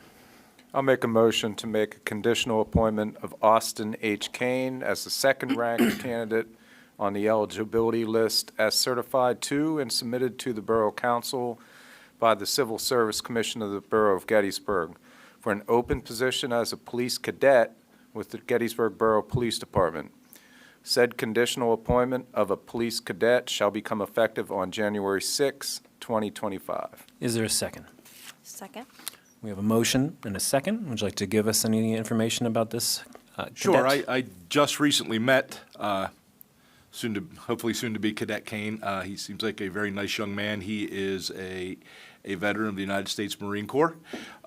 He is from the general area, currently working as security for the hospital. The difference in the wording there is Austin is not certified yet, so we will be employing him, if you so choose to vote that way, as a cadet. And the reason for the starting date is that January 6th is the first Monday after New Year's, and that is the day that the police academy starts at Hack. So he will be entering the police academy that day if we choose to hire him tonight. Yep. When we create a list for civil service, we are compelled to give preferential hiring to veterans of the U.S. military. In this case, both applicants are veterans. So the ranking has to do with experience as well as test scores. They both tested excellent in every category, physical, written, orals, and have both completed their background checks. And should we vote to hire this one as well as a cadet, we hope to see him in service come this summer. All right. All those in favor, please say aye. Aye. Aye. Any opposed? All right, thank you. And the last police motion. I'll make a motion to authorize and provide notification to the Civil Service Commission of the Borough of Gettysburg to request the certification of an eligibility list by the Civil Service Commission for the position of entry-level patrol officer of the Gettysburg Borough Police Department. Is there a second? Second. We have a motion and a second. Is there any discussion? I would just comment, I understand the Is your mic on? restrictions we have because of the because of the Civil Service Commission, but I just want to make note of the comment that was made during the public comment by a borough resident asking us to consider hiring, looking for diversification on the police force. I know the chief has been trying hard to do that, but I just put that out there again. I think that's really important to look for, and I hope we can one day soon have a female police officer, perhaps an officer that also is Spanish-speaking. It's really important, I think, for our residents and for visitors as well. So I just want to make that point. Thank you. Yep. And tagging on that, Matt, please. if I'm understanding this correctly, Cadet Kane, we will be paying for his schooling at the academy? So we will be paying him a greatly reduced salary while he's at the academy. Okay. And then we will contribute to that. It is partially reimbursed by the state. So it is the process that the Borough of Gettysburg has set up. Yes. The Civil Service Commission seeks out, and they have to pass so many things first through them. Civil Service Commission makes recommendations to us. But it is quite possible, and I hope it's possible, I hope someone out there is watching, that there is a woman that would like to go to the academy, and there is ways to get that done, just like Cadet Kane is doing so. I would go even further and say that over the last 18 months, the mayor and the chief have worked aggressively to find candidates of color, female candidates, diverse candidates. We have not turned away any applicants. I'm just putting that out there, so. If I may, we even extended the application deadline this time. I shouldn't say we. We requested the Civil Service Commission extend the application deadline by a week in an effort to get additional applications in. We had 2 folks that wanted to put applications in that did not, and we extended that deadline, but it didn't come to fruition. But I'm hopeful by us, if we so vote on this final motion, for the Civil Service Commission to create an eligibility list, that perhaps there is someone out there of color, perhaps there is a woman out there that would like to pursue that as a career, could get in touch with the police department right away, and let's see what we can do to make that happen. And we would help with that education. That's absolutely correct. We do, I think, just to clarify what Mr. Carr is saying, we do send potential officers to the police academy at no cost to them. They do receive a salary and benefits while in the academy. Yep. They are full-time employed, and there is no cost to them. And then the borough is reimbursed part of that money that we put out. 75% or something like that. It's of the academy tuition and 40% of the salary, or vice versa. I get them mixed up. And yes, we are actively recruiting, and I'd like to say to anybody in the audience, if you want to be a Gettysburg Borough Police Department officer, please contact me or the chief or our HR. We'll send you to school. Well, yeah, we'll send you to school. I'm sorry, did we make the motion in second? We did. Got lost. I think we did. We did. Okay. All those in favor, please say aye. Aye. Aye. Aye. Any opposed? Motion carries. We will depend on our friends at the Civil Service Commission to begin that process again. Any final questions for the chief? Thank you, sir. Thank you. All right. That takes us to the office of the manager and the treasurer. Secretary Stahl. My report's in your packets there. I don't really have anything else to say, other than staff had a Christmas luncheon last week, and everybody came, brought something. We had turkey and ham and lots of desserts. So the Public Works crew was able to come in out of the cold from working on the Christmas festival and joined us, and Jill and Wendy from Main Street came, so we had a good time. Unfortunately, nobody from Police Department was able to come, I guess, but everyone there had a good time. Lots of food. All right. Mr. Gable. A couple highlights from my written report. Engineer Clabaugh mentioned about the RAISE grant. We will be submitting that. It's due January 30th. 5th time was the charm, we hope. So our staff and our consultants are actively working on that application. As it relates to the Gettysburg Gateway Connectivity Project, which we are using the RAISE grant hopefully for construction dollars. In the coming weeks, we will be hosting some conversations, public conversations for the public to join on concept designs for certain segments or portions of the Gettysburg Gateway Connectivity Project. Because we are currently utilizing our FLAP grant, Federal Lands Access Program grant, for the design and engineering of that project. So we are currently in the design and engineering phase, so we would like to get some more feedback from the community on how they envision repurposing certain areas of that corridor. The Adams County America 250 PA Commission is still active and will be hosting a public meeting for all residents of Adams County on January 8th. So be looking forward to more information regarding that. The concept there is 2026 is not that far away, and the commission would like to share with its community of Adams County on how they can get engaged in those festivities moving forward. As I turn to our budget, I wanted to make a couple comments from Ms. Nels during our first public comments session, and I see that she has stepped out, so maybe someone can tell her to look at this. She mentioned some interesting line items that are in the budget, and she is correct that the borough staff is well compensated. She is correct in that we have Cadillac benefits.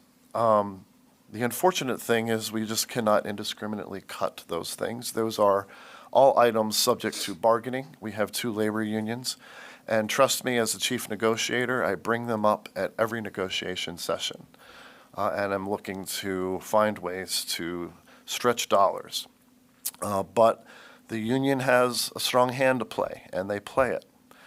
So if they are not happy at the bargaining table, they will often deny or turn down or vote no on a contract, and oftentimes it ends up in arbitration, and that is where the deck is really stacked against the borough when you go to a neutral arbitrator.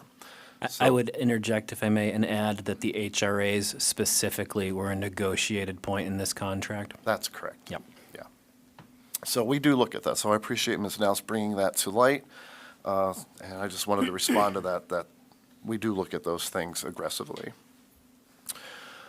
As it relates to our financial condition, we are currently year-to-date through November 30th running a $988,000 surplus. And this is reflective of why you have a motion under my tab on a transfer from general fund to capital reserve. The surplus is a direct result of use of ARPA funds over the last couple of years. And to that point, currently, if you look at your financial report and my report to you, there's currently $2.76 million sitting in liquid cash in the ACMB bank account for the borough. At the end of the year, the borough will need about $1 million, give or take, to float all of its expenses through early April when we restart to receive our property tax income. So we are in a position where we can safely move that money into capital reserve so we can begin to focus those dollars on our long list of capital projects. In addition to the $2.76 million in the checking account, we still have $1.04 million in reserves, and that's consistent with the council's fund balance policy. So I just wanted to highlight that as well. With that, we can start talking other motions if you'd like. All right, does anybody have any questions for the manager before we start diving into this litany of motions? I just have one question. So we just voted unanimously to hire two officers so that we are now at the 14. I would like to make note, unless I'm mistaken, that we still have a Public Works Department that is very low in scale. And I don't know if it is possible at all, but that's why I'm asking the question. With the, is it, rather than transferring money from Fund 1 over to capital project reserves, are we not able to use any of those funds to establish another employee with Public Works? The draft budget has the one extra Public Works / Full-time? Yes. Okay. That's a hybrid employee. But it's a hybrid.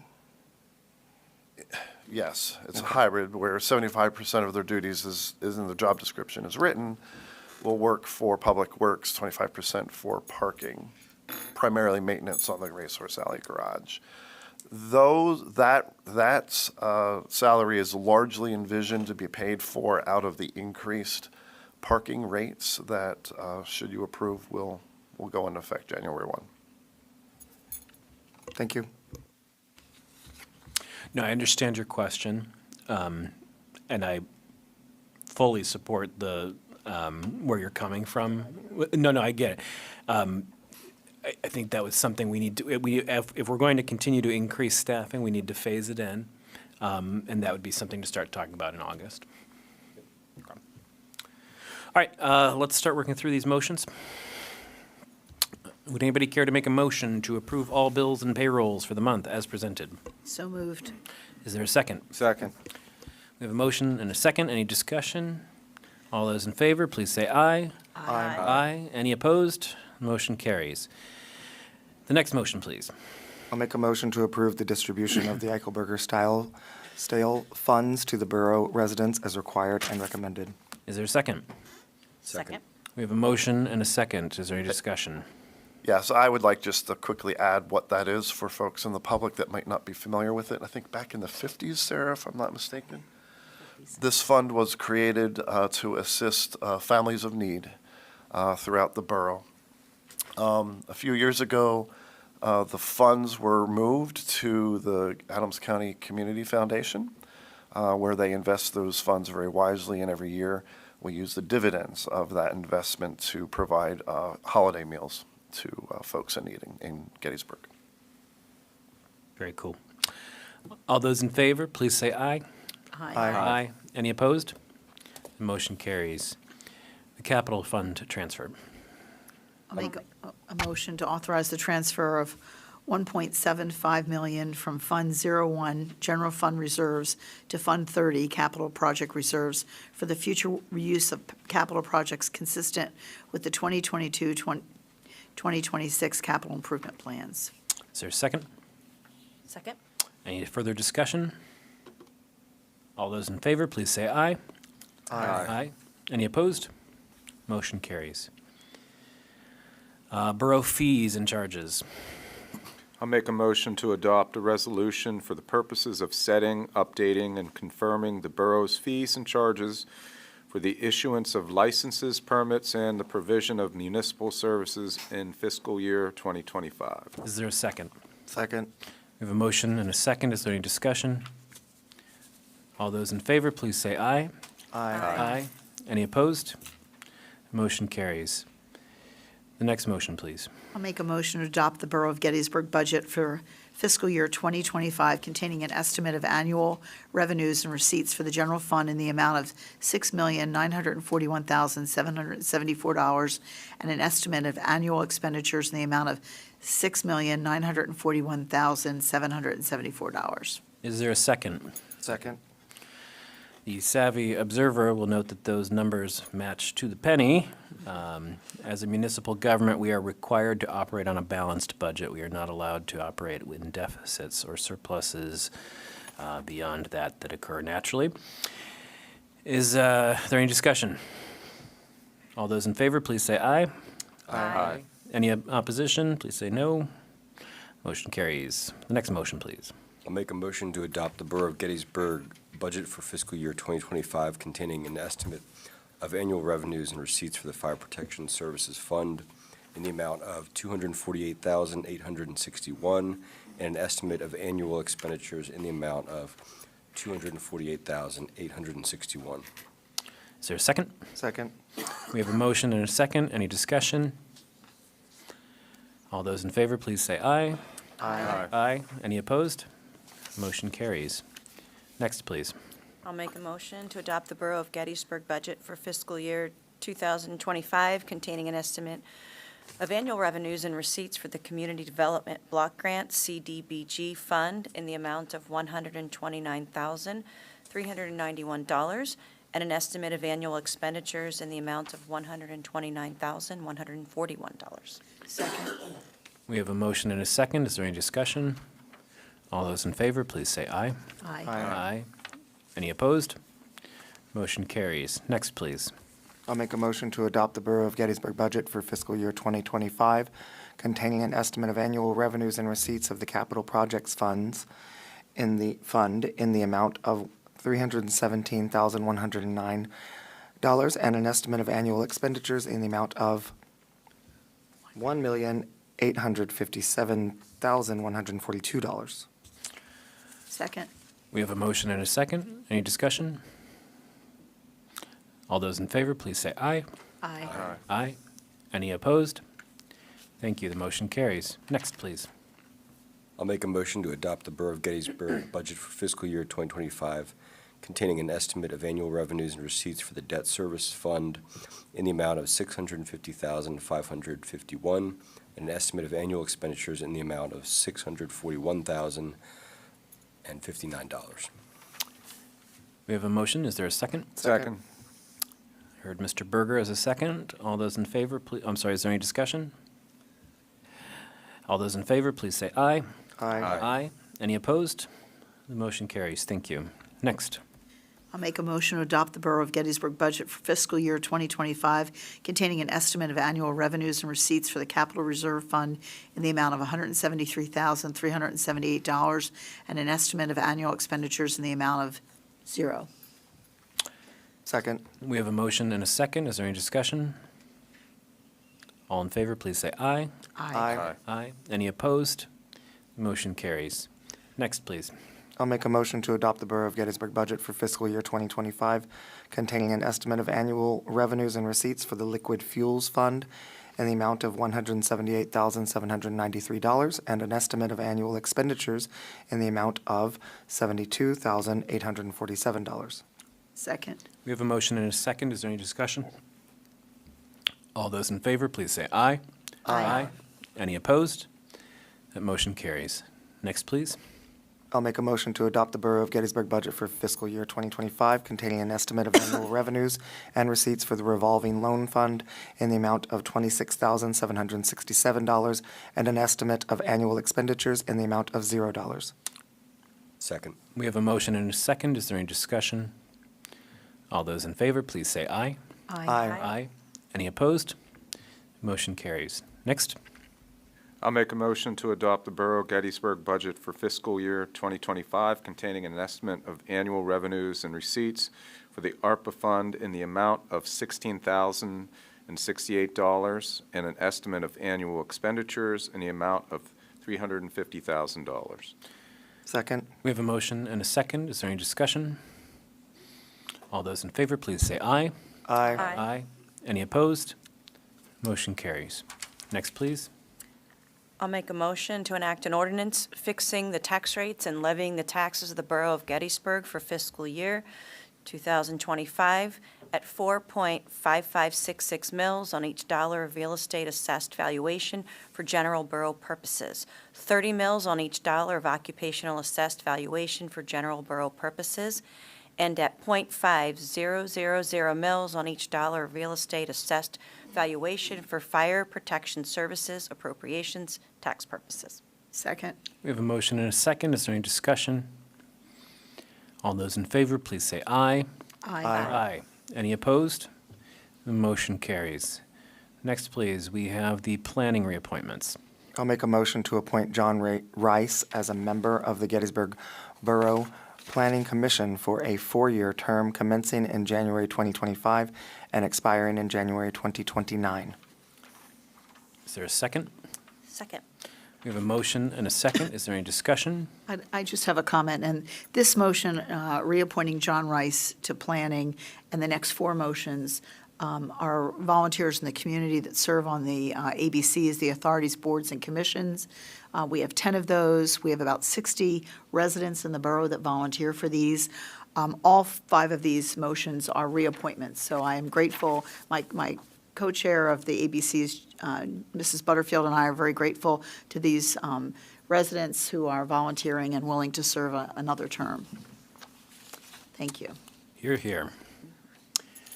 We have a motion and a second. Is there any further discussion? All those in favor, please say aye. Aye. Any opposed? The motion carries. Next, Mr. Strauss. I'll make a motion to appoint Charles Strauss as a member of the Gettysburg Borough Planning Commission for a 4-year term commencing in January 2025 and expiring in January 2029. Second. We have a motion and a second. Is there any discussion? All those in favor, please say aye. Aye. Any opposed? Motion carries. Next, please, Mr. Glass. I'll make a motion to adopt a resolution appointing Darren Glass as a member of the Zoning Hearing Board of the Borough of Gettysburg for a 5-year term commencing in January 2025 and expiring in January 2030. Is there a second? Second. We have a motion and a second. Is there any discussion? All those in favor, please say aye. Aye. Any opposed? The motion carries. And lastly there, Mr. Felty. I'll make a motion to adopt a resolution appointing Max Felty as a member of the Gettysburg Municipal Authority for a 5-year term commencing in January 2025 and expiring in January 2030. Second. We have a motion and a second. I heard Ms. Lawson. Is there any discussion? All those in favor, please say aye. Aye. Aye. Any opposed? The motion carries. And one more appointment I'll make a motion to appoint Charles Strauss as a member of the Gettysburg Borough Stormwater Authority for a 5-year term, which will expire in January 2030. Second. We have a motion and a second. Is there any discussion? Only that I'm just kind of shocked when I read January 2030. Just want to say that, put that out there. All right. All those in favor, please say aye. Aye. Aye. Any opposed? Thank you. The motion carries. You may notice there is a gaping hole in this next motion. We wanted to open this up for discussion before we set these meetings for next year. We have been doing them at 7 because it's just the way it's been for several years, but there's nothing locking those in at 7. So I just wanted to put the question out there, would anybody be opposed to moving these to 6? Or earlier. I mean, I'm just thinking of the educators currently on council. This is something that could be done and should be done every year, frankly. When we vote on the meetings, we should vote on the time. Earlier is better for me, but I would love to hear from my colleagues. Mrs. Lawson? Ms. Lawson? 6 or 7 is fine, you know. That'd be fine. 6? I'm good with 7. Okay. I prefer 6. Okay. I had a question, though. If we move it up to 6, how does that affect the people who come to our meetings? That's prime dinner time, so is that going to be an issue? That could be an issue. It certainly lowers the impact on our staff who are staying, Right, after true. an 8-hour day. They're Absolutely. kind of killing time between 5 and 7 than to stay for a 2 or 3 hour meeting. Okay. I'm hopeful we're going to be out by 10 tonight, but I don't know, right? Okay. Some meetings go long. I remember one just maybe 3 years ago where we were here till after 1 in the morning, Yeah, right? I remember that. It just seemed like the right time to discuss it. If there was a plurality of folks who wanted to move it to 6, we could. If everybody wants to keep it at 7, that's fine too. I'm fine with either. I was just thinking that maybe we should think about it, but I'm fine with 6 or 7. Would you be comfortable with 6? As a coach, a lot of times we have practice or a game after school. Okay. So, for me, 7 works probably better in certain seasons. Yeah, well, I would hate to have somebody miss the meeting because of other obligations, so for the time being, perhaps we'll keep it at 7. Keep it at 7. Okay. Is everybody okay with that? All right. So as we read these motions, please just go ahead and insert 7 p.m. into each of them. Would anybody care to make the motion to set the business meetings? No 4 p.m., just 7. I'll be happy to make this next motion. Do we have to put 2025 after each of them, or can I just indicate that they're all in 2025? I think you can just say that they're all in 2025. Okay. So I'll make a motion to set monthly general business meetings of the Borough Council for fiscal year 2025, commencing at 7 p.m. on the following dates, and authorize the provision of public notice for the business meetings: Monday, January 13th, Monday, February 10th, Monday, March 10th, Monday, April 14th, Monday, May 12th, Monday, June 9th, Monday, July 14th, Monday, August 11th, Monday, September 8th, Tuesday, October 14th, Monday, November 10th, and Monday, December 8th. Is there a second? Second. We have a motion and a second. Is there any discussion? All those in favor, please say aye. Aye. Aye. Any opposed? Motion carries. Next, please. Excuse Make me, a mo- Matt, excuse me. Go ahead. The first motion was missed there, The setting the general January business meeting. 13th council meeting. The first general. It seems repetitive, but General. yes, we should Oh, probably But say that's it. just for the January 13th meeting. Oh, I'm so sorry that I missed that. Can we go back and make that motion, please? I'll make a motion to set the first monthly general business meeting of the Borough Council on Monday, January 13, 2025 at 7 p.m., and to authorize the provision of public notice for the business meeting. Second, please. Second. We have a motion and a second. Any discussion? All those in favor, please say aye. Aye. Aye. Any opposed? Thank you. Now to the work sessions, please. I'll make a motion to set monthly work session meetings of the Borough Council for fiscal year 2025, commencing at 7 o'clock p.m.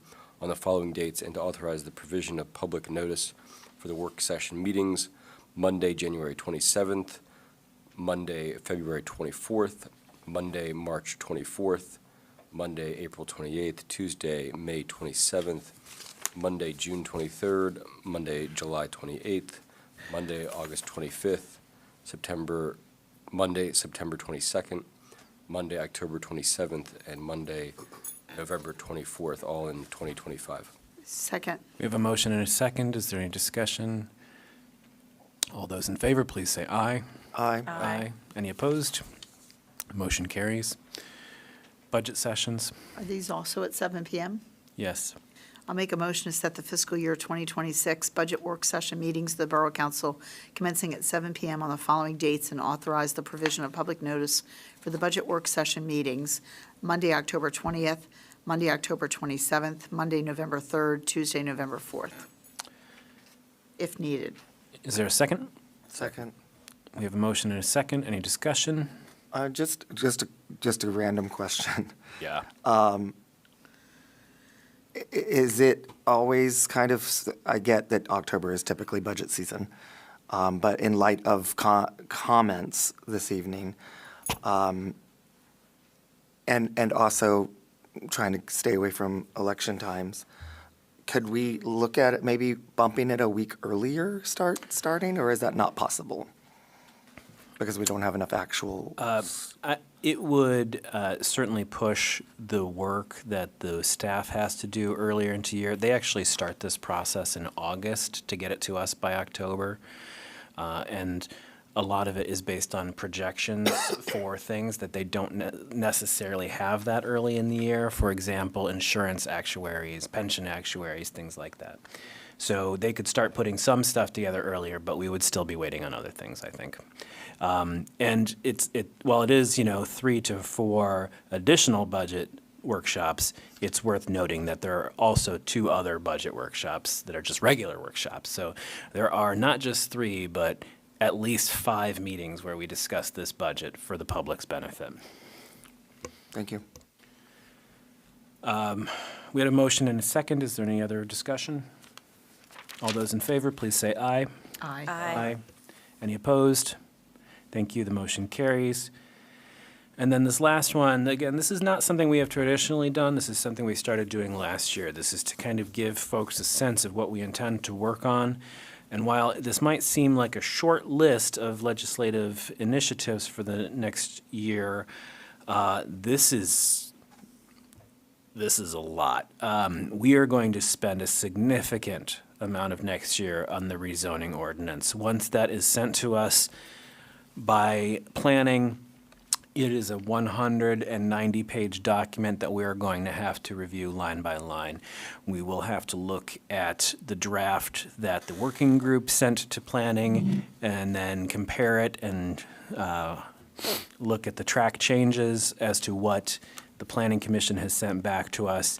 And while we are very likely to take planning's recommendations, there might be things in there that we want to take a serious look at, as we are the ultimate authority setting that ordinance. And it is at our behest that this entire process started almost 2 years ago. We will spend much of next year working on rezoning.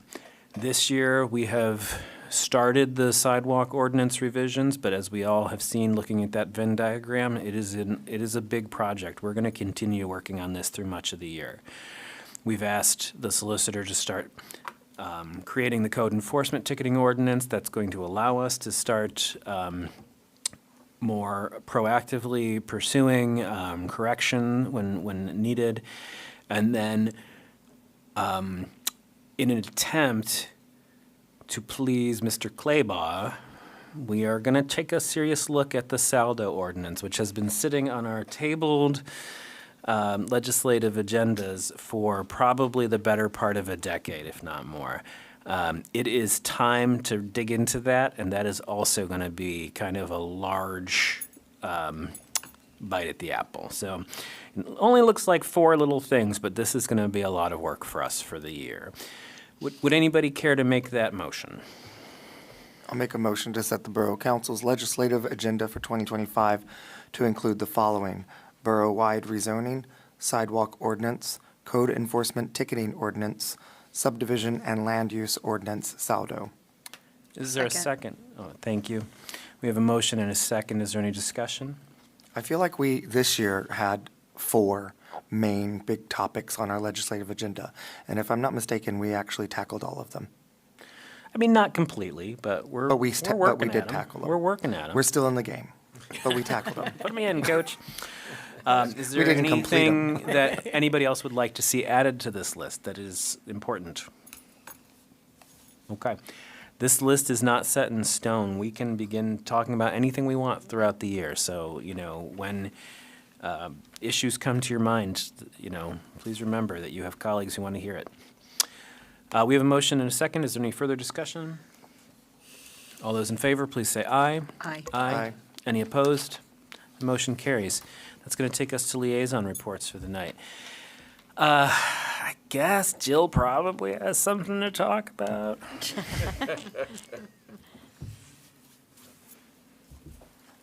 Before you start, Sir. tremendous work. Thank you.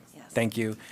Our entire business community owes Main Street a debt of gratitude for the kind of the volume of people you have successfully brought in year after year with this event. And I know you're going to start working on next year in about 25 minutes. She's going to sleep for It's such an important thing you're doing with this event, this one event of many, and I just want to say thank you. It was a tremendous weekend. Oh, thank you. I appreciate the comments. I'll round it out with Christmas, but there's actually other things that I do sometimes that aren't Christmas. I do want to make a comment on the Gettysburg Station project. Main Street operates on a 10-year strategic plan. We support infrastructure and public projects that strengthen our historic district and our community. The goal of that is for businesses and residents to thrive here now and going forward. We work closely with the borough. We're very fortunate to be co-located in this building, and we look to create a solid foundation. But that foundation sometimes requires innovation and change. Change is hard. But ultimately, our goal together is to leave Gettysburg a better place than what we found it. That's my goal for Main Street Gettysburg. So I commend the difficult decisions that you make on that project as we look forward to, what will be left to who comes after we are gone. So, thank you. Going on to Elm Street, we had a public meeting in November with our planning contractor, and it was not as well attended as I want, so maybe we can do another one in the new year. But we're talking about basically community input for vision and projects for the neighborhood. So that's the old Getty's Place neighborhood. It's been a grant match that was collected very generously here, and then we received the municipal assistance planning grant. And I think there's some really good projects that are going to come out of that, and I'm hoping that it will eventually create a new Elm Street program that will fall under its own umbrella. We'll see where that goes. We haven't talked about the Gettysburg Welcome Center in a while, but that continues to make progress and so forth. The next big thing that's happening is on Friday, the Giving Speed big reveal, so we'll see where that lands and how that puts our endowment efforts, into what kind of a solid state those will be in. I'm very excited for that, so fingers crossed. Okay, yes, the Christmas festival. So I just have a list of thank yous. I know I don't want this to go past 10 o'clock, and I'm not going to talk that long, but I do have a lot of thank yous to make, and some of those are sponsors. Obviously, none of this happens without investment, same as anything else, but stage sponsors from the Steinway Business Improvement District to Adams Electric, American Battlefield Trust, and the Gettysburg Foundation all stepped up and were incredibly generous to provide entertainment from Friday at 5 o'clock until Sunday at 3. That was a lot of entertainers, a lot of people. There was always something happening somewhere in town. So other generous sponsors, Destination Gettysburg, the Dobbin House, Enterprise Fleet Management stepped up, Gettysburg Tour Center, J.A. Myers Homes, M&T Bank, the Christmas House, and WellSpan Health, big sponsors. Bronze sponsors, not that those words mean anything to you, but ACNB Bank, Battlefield Harley-Davidson was a new sponsor this year, really glad to have them on board. Gettysburg Good, Lark's Gifts, Nerd Herd, New York Life, Oh Man, and UPMC all stepped up. The Festival Tavern, so we had a partnership with some local establishments, Adam County Winery, Appalachian Brewing Company, Chicken Hill Distillery, Fourscore Beer Company, High Street Brews, Mason-Dixon Distillery, Michaud Brew Company, President's Coffee, Pilgaroo Brewing, and Plowman's Tap Room all stepped up and made that a nice warm spot to stop, listen to entertainment, and then move on and for the rest of the festival. Merchant sponsors, the list is a million long, but I do want to shout out to Bantam, Coffee Roasters, Barley Snyder, Gettysburg Eddies, Historic Heartfelt History of Gettysburg Reed's Winery, and Renewal by Anderson. Ice sculptures, those were something that we tried years ago, and we very fortunately hit the weather just right for ice sculptures because it was cold. So my thanks to the Christmas House for gathering 19 of their neighbors and really making a great spectacle for people to enjoy. Partners that we have that we can't do any of this without. Adams County Arts Council had their gingerbread festival, which was tremendously well attended. The Adams County Farmers Market and GARA put together a sea of people for their holiday market. It was incredible. Adams County Library, the Gettysburg Area Retail Merchants Association, the Community Theater was packed, Seminary Ridge. Shearer's Hauling Service is a local driver who hauled our Toys for Tots train in for us. It wouldn't have got here without them. Silverback Photography did pro bono work to give us some new professional photography for our promotions going forward. I'm excited about that. United Way of Adams County, the World War II Experience Museum, and of course the Majestic Theater and the Gettysburg Film Commission. I have a lot more sponsors. Please go to the website. Please shop local this season and always, because that's what makes this place that we love what it is. My thanks to the volunteers that manage trash, the tavern fundraisers, the setup and the tear down. A big shout out to the fact that we were torn down before 6 o'clock. The roads were reopened by, I believe, 7:30, Rob? It was incredibly efficient. We had just an incredible group of people that stepped up to make it happen. Special thanks to the borough staff, the borough manager, the parking department, the police department, and auxiliary officers that managed crossings and keeping everybody, in the crosswalks and not stepping in front of cars was awesome. And Public Works, I can't say enough about how they stepped up at every moment that we needed something. The weekend went beautifully, minimal disruptions. No police involvement except for me running a red light and getting caught. If you have any questions, I'm happy to answer. Thanks for all Yeah, I'd like to hear more about that. Okay, yeah. Caught red-handed. So, very good. Thank you all. I thought it was excellent, and again, thank you for all of your work. I also heard a comment as I was walking the sidewalk, walking around the square, from somebody that said, "Oh, look, they have police officers that are directing us, and it feels just like a Hallmark movie." That's what someone said. So I love that. It added a lot of, I know it was for safety, but it actually added a lot of interesting ambiance to the Christmas festival. Thank you all. Have a great holiday. Thank you, Jill. All right, Gara, Mr. Carr. I have nothing to report right now. Thank you. Mr. Berger, GMA. Yeah, I'll be brief. The Interceptor project, the sewer project, pre-construction meeting coming up with construction set to start in January. The GIL project on Washington Street, the section of the water main under the railroad tracks will be completed after the boring work is done. Yeah. And the budget's being finalized and will be on the agenda for our December meeting. Great. Thank you. Mrs. Butterfield, the bid.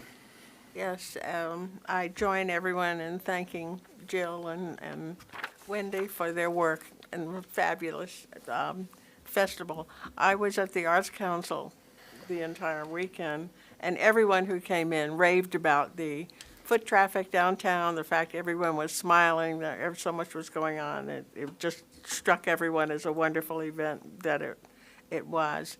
I look forward to the next bid meeting because I'm sure it will focus on the festival and lessons learned and suggestions for the future. So that's going to be a very interesting meeting. And as I say, I look forward to it. All right. Mayor Freeling, ACPA. Nothing to report. The next meeting is in January. Thank you. You're welcome. Mrs. Butterfield, the COG. Yes, our next meeting is December 19th, and they'll be focusing on the plans to tabulate and implement the results of the cyber security survey that they completed. Thank you. Ms. Lawson, Happy. Nothing to report. Thank you. Mrs. Butterfield, ACTPO. ACPO will meet January 22nd. It's a snow makeup day, and they'll be focusing on their transportation improvement plans. Thank you. Mr. Berger. Nothing to report. All right, thank you. One of these days, you're going to surprise us all. Wait, the National Park Service has to do their studies. I see, I see. Anything in recycling? Yes, I continue to be asked about the reusing of the bins. People moving here from, say, the state of Maryland, where the bins are owned by the people, not, they don't borrow the bins as we do from our hauler. And, but the answer for us is those bins can be used in lieu of our blue waste management bin, provided they are clearly marked for recycling. They cannot just be a blank bin. They have to have the recycling insignia or the word recycling on them. And when you say borrowed, you mean shockingly rented, right? Yeah. All right, that takes us to elected officials' comments. Mayor Freeling? I would like to say I went to the Majestic this weekend to see A Christmas Carol. It was excellent. The special effects, the acting, how they used the aisles and like incorporated the audience, it was just fantastic. So I just would like, and it continues this weekend, Matt? That's correct. Okay. 4 more shows this weekend, Friday through Sunday. So I would just like to say that. And also, I don't think I shared this with anybody, I've been appointed by the governor to his Workforce Development Board. Excellent. Excellent. Which will help develop workforce in Adams County and across Pennsylvania to benefit employers and workers. I look forward to reports on that effort. I will. And I'm also going to be interviewed for the chairman of the Education Committee. Great. Very cool. Overachiever. Mr. Bales? Congratulations. No comments. Ms. Sanders? Yeah, this is our last meeting of the year, and I just want to say thank you to all of my colleagues on the council. It's really been a pleasure. I get questioned all the time, like, how's it going on Borough Council, as though I'm going to, like, race, out of town or something. And I say, it's wonderful. I have a wonderful group of people that I work with, and I think it's been lovely. Hear, So hear. thank you. Yes. Yes. Happy New Year. Happy New Year. Mr. Berger? Nope. Okay. Ms. Lawson? All right. Mr. Carr? I'll just make a couple of real quick comments. There was some public comment tonight about the budget, and while I always appreciate public comment, I always appreciate people that actually come in to attend the meetings or watch the meetings, and I appreciate those that call and email us. I do want to, I don't know about my colleagues, but I just want to say I only got maybe 4 people that called or emailed me with regards to the budget or the station project. There was lots of people in the room earlier. I love that. I wish it was every meeting, workshop especially. But these are things that we work hard on, and the station project specifically, I think, has gone over many months and many public meetings. The budget itself had many budget meetings as well. While I do think that there's something to consider there with the question of more availability of the draft to the public, because technically it is public record, it is public funds, and I hear that, and I do appreciate that opinion. But these are not things that that my colleagues and I take lightly. We have worked many months on them and looked at them. The staff has worked diligently on them. And I'm very pleased that tonight we unanimously voted to have two officers join our force, our police department. On another topic, I would like to say I also thank those that are currently in the midst of creating a New Year's Eve celebration for this year. I do want to say that the organizers, the volunteer organization Gettysburg Alive, that did it over the last 2 years, did announce the second week of January of this year that they would not be doing it, and they encouraged anyone who was interested that wanted to produce it to contact the Borough of Gettysburg. Very few people did. I applaud those that are now coming forward and wanting to do something. I think that's great. That's the reason why Gettysburg Alive and Gettysburg Pride did it over the last 2 years, because there was 2 years of nothing. But I thank those donors and business sponsors, and especially Patty Robinson, who made the New Year's Eve celebration happen over the last 2 years. But again, they announced the second week of January of 2024 that they would not produce it again. There was ample opportunity, and I thank those that are coming forward now.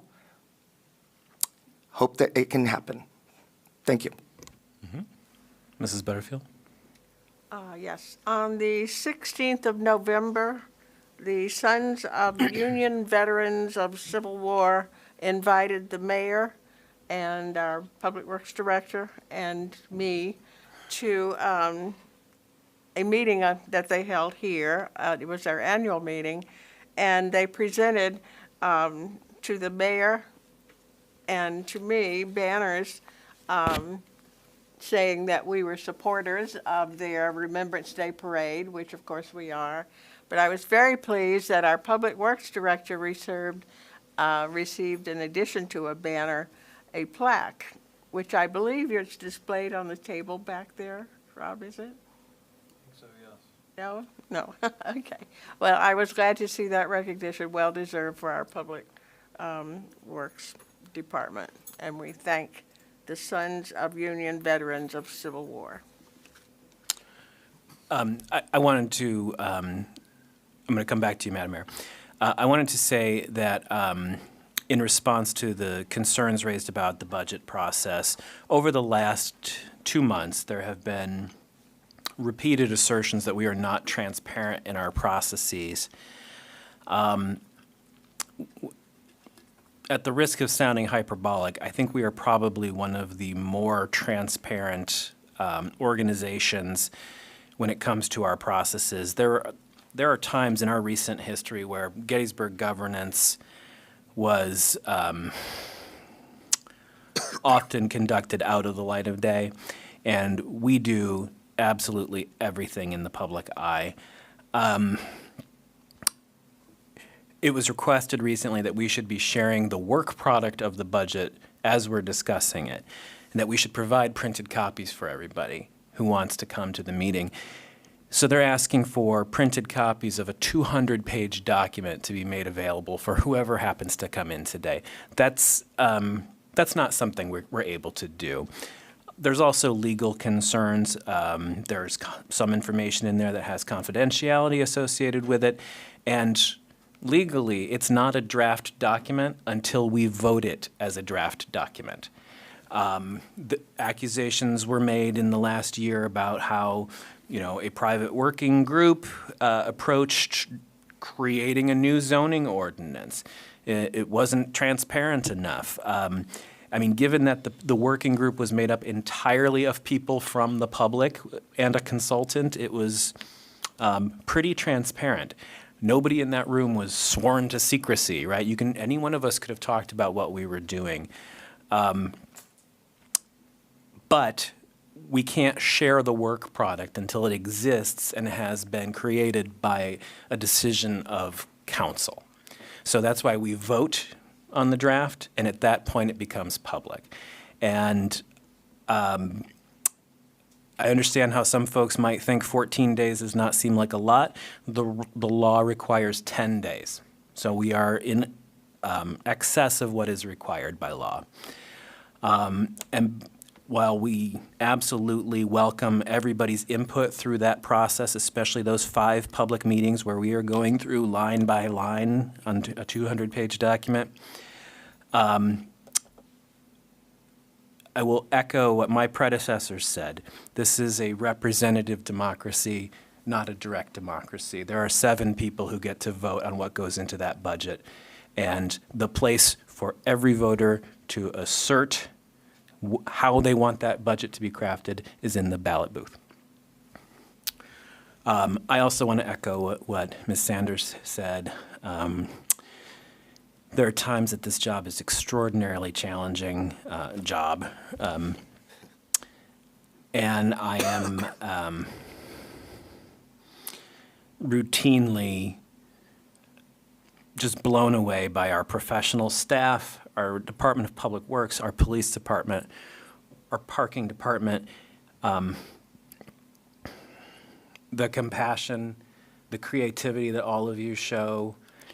And I, for one, am extraordinarily happy to give you the very best benefits we can. You people work so hard for other people, and all you get for it in exchange is really good benefits and a ton of abuse. And I just want to say I am very grateful to all of you, and I hope you all have a wonderful holiday season. Thank you. Thank you. That's going to take us to our second public comment section of the evening. This section is not, oh, I'm so sorry. I had the mayor who wanted to come back. How can I follow that? I know, right? I mean, How can I follow that? I just wanted to add for more foot traffic in Gettysburg, the Tuba Fest is this Friday at 7 p.m. on the square. Love Tuba Christmas. All right, this is our second public comment section of the evening. It is not restricted to items appearing on tonight's agenda. We do ask, there's a couple of you, we'll go 5 minutes because I'm feeling generous. Please identify your name and your address of residence. Indeed. I am Marcia Wilson, 386 Hill Road, Hanover mailing address. That is Mount Pleasant Township, Adams County. I am employed in the Borough of Gettysburg in the tourism industry, if you've not guessed. And I also have a volunteer position in another location in downtown Gettysburg.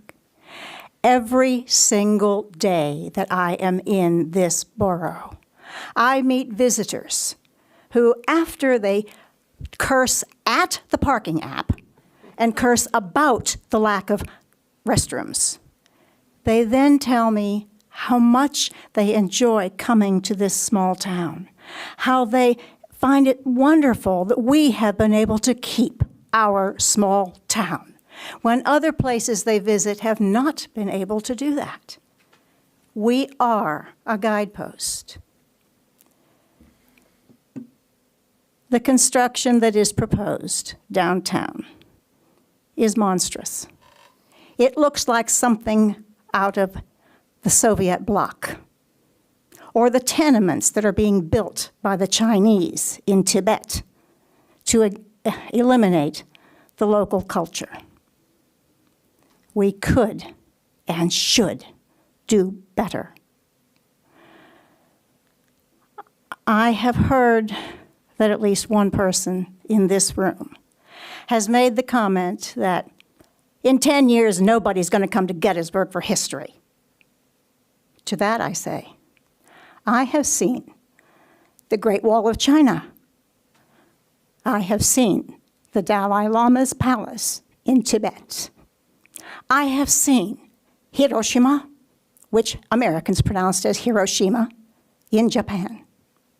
I have seen the ruined Inca city of Machu Picchu in Peru. I have seen the temples and pyramids of Egypt. And in every single one of those places, they know Gettysburg. Our history is ours to preserve and protect. The collective we have a responsibility, an obligation, and a duty to protect historic Gettysburg.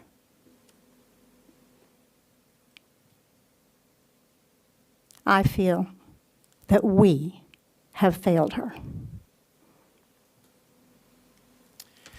Thank you, Marcia. Susan.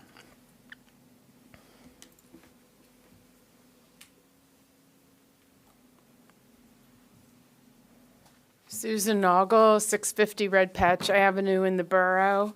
I am so glad you are there and I am not. This has been very difficult. So first of all, I just want to express to the council how much I appreciate the thoughtful way you have approached this issue in the face of organized opposition within the community. There are many facets of this that have to be considered going forward, and I appreciate that you've explained to the public, why you're taking your votes. I think that's very important. Secondly, I need to apologize for not being here at 7. I was dutifully working on my presentation so it would be under 5 minutes. And I looked at the clock and it was 6:59 and I just panicked. I almost had a heart attack on the way over here. So anyway, and then I didn't get 5 minutes so, at that point. So I do have another issue I want to throw out to the council. So I want to read my final paragraph to you, and then I'll throw that out. We are all present here tonight because we want the best for our community. We simply have different views and opinions. I believe that this borough will face enormous challenges and pressure in the future from the increasing residential and commercial development that is occurring in neighboring municipalities over which we have no control. We have turned a corner, and it requires that we make the best use of the limited space and resources available to us. We need to work together to preserve what we all love about Gettysburg. The issue that I would like this council to take up, and I know we've kicked it around for decades as well, is trucks. After the HARB meeting, I noticed a truck rumbling through downtown Gettysburg, and I think it said 58 feet on the trailer. Maybe it was 53. So I went home and researched these trucks. They are 70 feet long. If you put one on end, it would be higher than this building that we're looking at adding to downtown Gettysburg. I think hundreds of these trucks are rolling through the borough. They're not all that long, but they will grow to that size as we get more warehouses to the west and more warehouses to the east. It's a real problem. It's destroying properties, foundations in our historic structure. I think it detracts from our community a great deal for our visitors.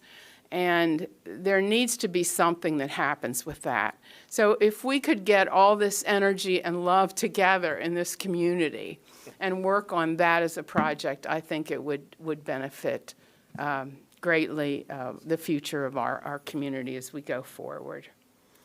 So that's it. I think I appreciated the remarks you made, Patty. I remember my conversations with the developer back when I was on council. I was very impressed with him. I think he does listen. I think he will do the best that he can for Gettysburg. So thank you all. We can all go home now and get some sleep. Thank you. Thank you, ma'am. Is there any other public comment?